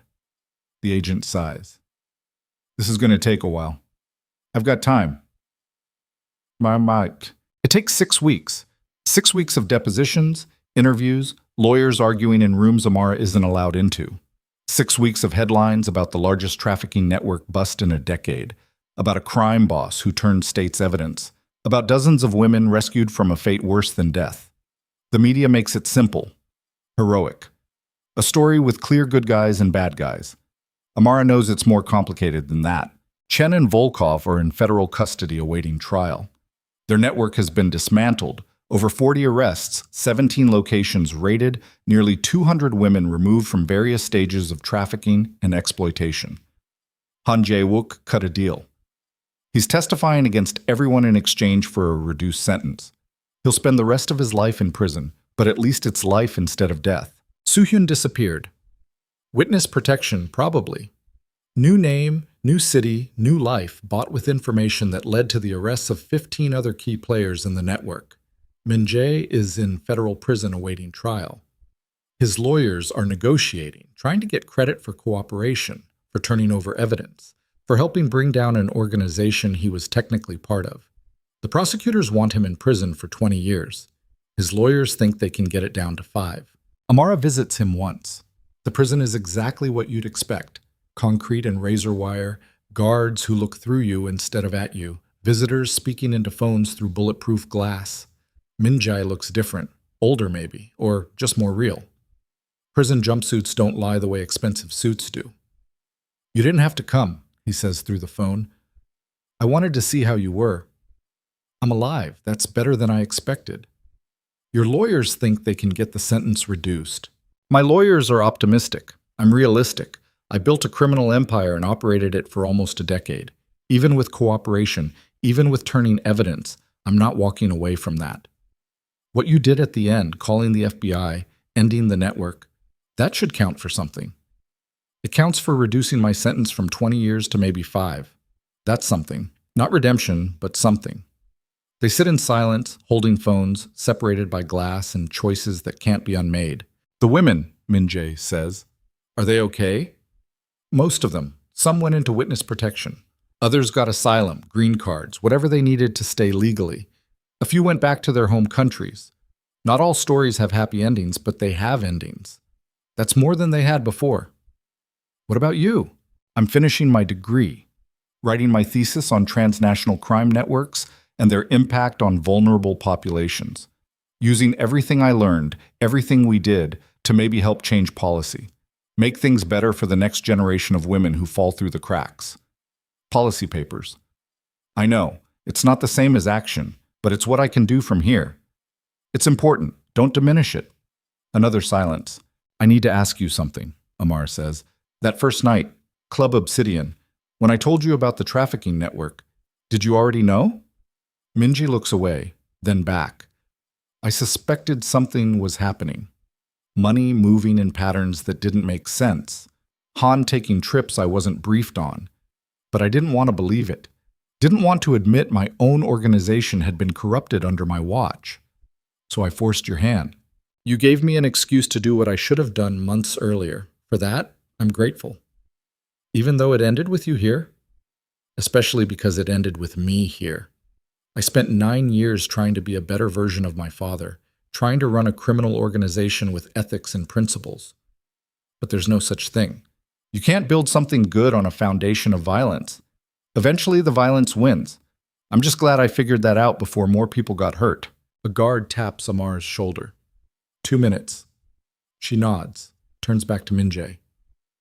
"What happens after? After prison? I don't know. I've never thought past tomorrow, but maybe that's the point. Maybe for the first time in my life, I get to choose who I become instead of inheriting it. I'd like to know who you choose to be. Then visit again in 5 years, see if I'm someone worth knowing." The guard taps again.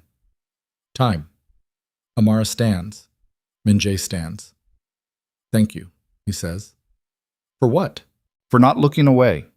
For being stubborn and reckless, and everything that makes you impossible to ignore. The world needs more people like you. The world needs fewer people like me having to do this kind of work. True. But until that world exists, I'm glad you're in this one." She hangs up the phone, walks out through security, through the parking lot, into sunlight that feels too bright for the conversation she just had. Her phone rings. Maya. "How was it?" "Complicated. Want to get coffee and talk about it?" "I want to get very drunk and not talk about it." "That works too. I'll meet you at O'Malley's in an hour." Amara drives back to the city, watching Itaewon materialize on the horizon, towers of glass and steel, streets packed with people living lives that will never intersect with trafficking networks or crime bosses, or the dark spaces between law and justice. She parks near O'Malley's, a dive bar that doesn't judge what you order or how much. Maya is already there, holding down a booth in the back. They drink, talk about inconsequential things, avoid the big subjects because they're both too tired to process them. Around them, normal life continues. Students arguing about philosophy, a couple on a date, nervous and hopeful. Old men watching sports on a TV that's perpetually 3 years behind the current generation. "So what now?" Maya asks eventually. "Now I finish my degree. Write my thesis. Graduate. Maybe get a job working for an NGO or advocacy organization. Try to change things from inside the system instead of by burning it down. That sounds boring compared to the last 2 months. Boring sounds fantastic right now. What about the shelter? Safe harbor? We're rebuilding. Different location, tighter security, better funding from some of the assets seized from Chen's organization. It'll be smaller, but safer. And we've got federal connections now. When women show up needing help, we have places to refer them instead of just hoping for the best. Progress. Incremental, but real. They clink glasses. Drink. Watch the bar's regulars live their uncomplicated lives. You think he'll be okay? Maya asks. Minjai. I don't know. Prison changes people. Sometimes for the better, usually for the worse. But he made his choices knowing where they'd lead. That's more than most people can say. And you? Are you okay? Amara considers the question. Is she okay? She's alive. She's safe. She helped save nearly 200 women from a fate that would have destroyed them. She dismantled a trafficking network, brought down 2 major crime figures, and survived repeated attempts on her life. But she's also exhausted down to her bones. She startles at loud noises. She dreams about burning buildings and women's faces and the sound of gunfire in enclosed spaces. She carries knowledge about human cruelty that she can't unknow, scars that don't show but don't heal. I'm getting there, she says finally. One day at a time. It's not a lie. Not quite. They stay at O'Malley's until closing, then walk through the city's night streets together. The same streets where this all started, where Amara pushed through a service door with a bruised face and a stubborn refusal to ignore what she'd seen. Everything is different now. Everything is exactly the same. Somewhere in this city, women are still being exploited. Men still profit from suffering. Systems still fail the people they're supposed to protect. But also, somewhere in this city, nearly 200 women are breathing air that smells like freedom. They're learning new languages, building new lives, becoming people they thought they'd never get to be. That's not redemption. Not for Amara, not for Minjae, not for anyone involved in the choices that led them here. But it's something. It has to be enough. 5 years later. Amara stands on a rooftop in the financial district, looking out over Itiwan as rain begins to fall. Not the driving rain from that first night, just a steady drizzle that turns the city into soft focus, blurring the edges of everything. She's wearing professional clothes now, suit jacket, sensible shoes, the uniform of someone who works in policy and advocacy instead of running through burning buildings. Her hair is different, shorter. The bruise faded years ago, but some scars don't fade. She checks her watch. Almost time. A door opens behind her. Footsteps approach. She doesn't turn. Doesn't need to.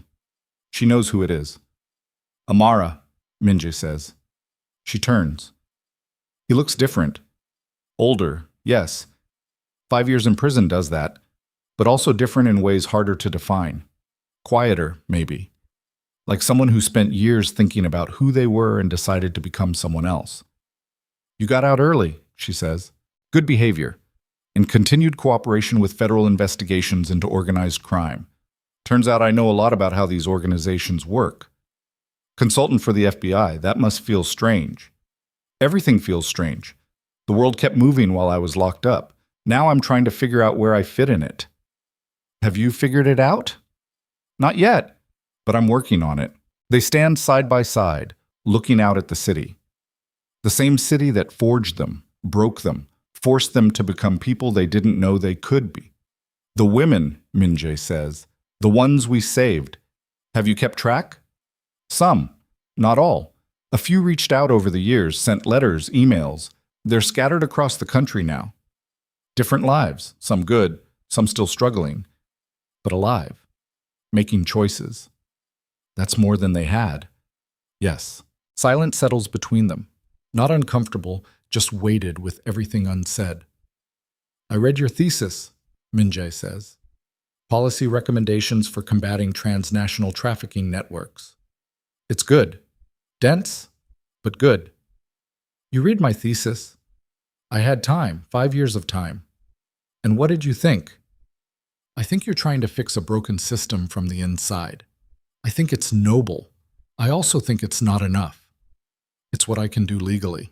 True, but legal and effective aren't always the same thing. Amara turns to face him fully. Are you suggesting we go back to the old way? Break laws, burn things down, operate outside the system? No. I'm suggesting we find a middle path. You work the legal channels. I work with law enforcement. We share information. We identify networks before they fully form. We prevent instead of just react. That's called cooperation with federal authorities. It's called using every tool we have to make sure what happened 5 years ago doesn't happen again. You want to keep doing this, even after everything. I want to do something that matters. I spent 9 years building an empire that fed on suffering. I spent 5 years thinking about that, about all the choices I made, all the people who got hurt because I looked away from things that were inconvenient to see. I can't undo that, but I can try to balance the scales. Amara studies him, looking for the crime boss she met in Club Obsidian, finding someone else entirely, or maybe finding who he always was underneath the armor. Okay, she says. Okay? Okay. We try it your way. Cooperation. Sharing information. Working the middle path. But the moment it crosses into illegal, you walk away, I know. I wouldn't ask you to compromise what you've built. And you? Are you compromising what you've built? I haven't built anything yet. I'm just trying to figure out who I am without the empire, without the violence, without all the things that defined me for so long. That's harder than it sounds. Everything's harder than it sounds. The rain picks up, drumming on the rooftop, forcing them to step back under an overhang. Below, the city goes about its business. Millions of people living millions of lives, most of them never knowing how close they came to being swallowed by darkness. Safe Harbor is still running, Amara says. We helped over 300 women last year, not just trafficking victims, all kinds of situations. Maya's still there, still fighting the good fight. Tell her I said thank you. For what? For not giving up, for building something real while I was locked away. I will. More silence. The rain creates a curtain around them, isolating them from the world below. I thought about you, Minji says quietly. In prison. Wondered what you were doing, if you were safe, if you'd moved on completely. I thought about you too. Wondered if prison was destroying you or rebuilding you. Which one won? Still deciding. Ask me in another 5 years. Amara almost smiles. Deal. They stand together on the rooftop as the rain falls and the city breathes.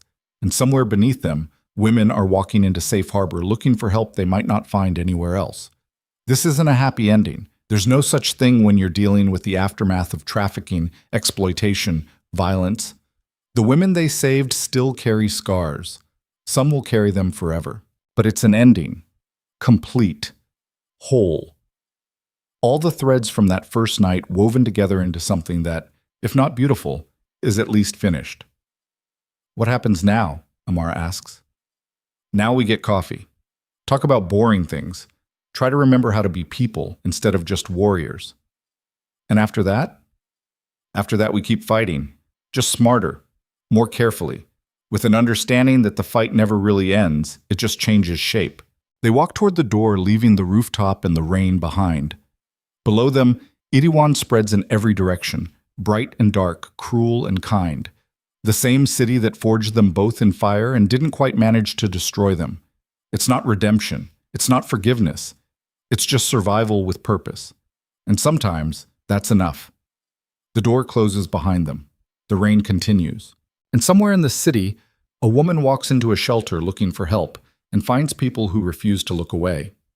The cycle continues. But this time, there are fewer shadows. This time, there's a little more light.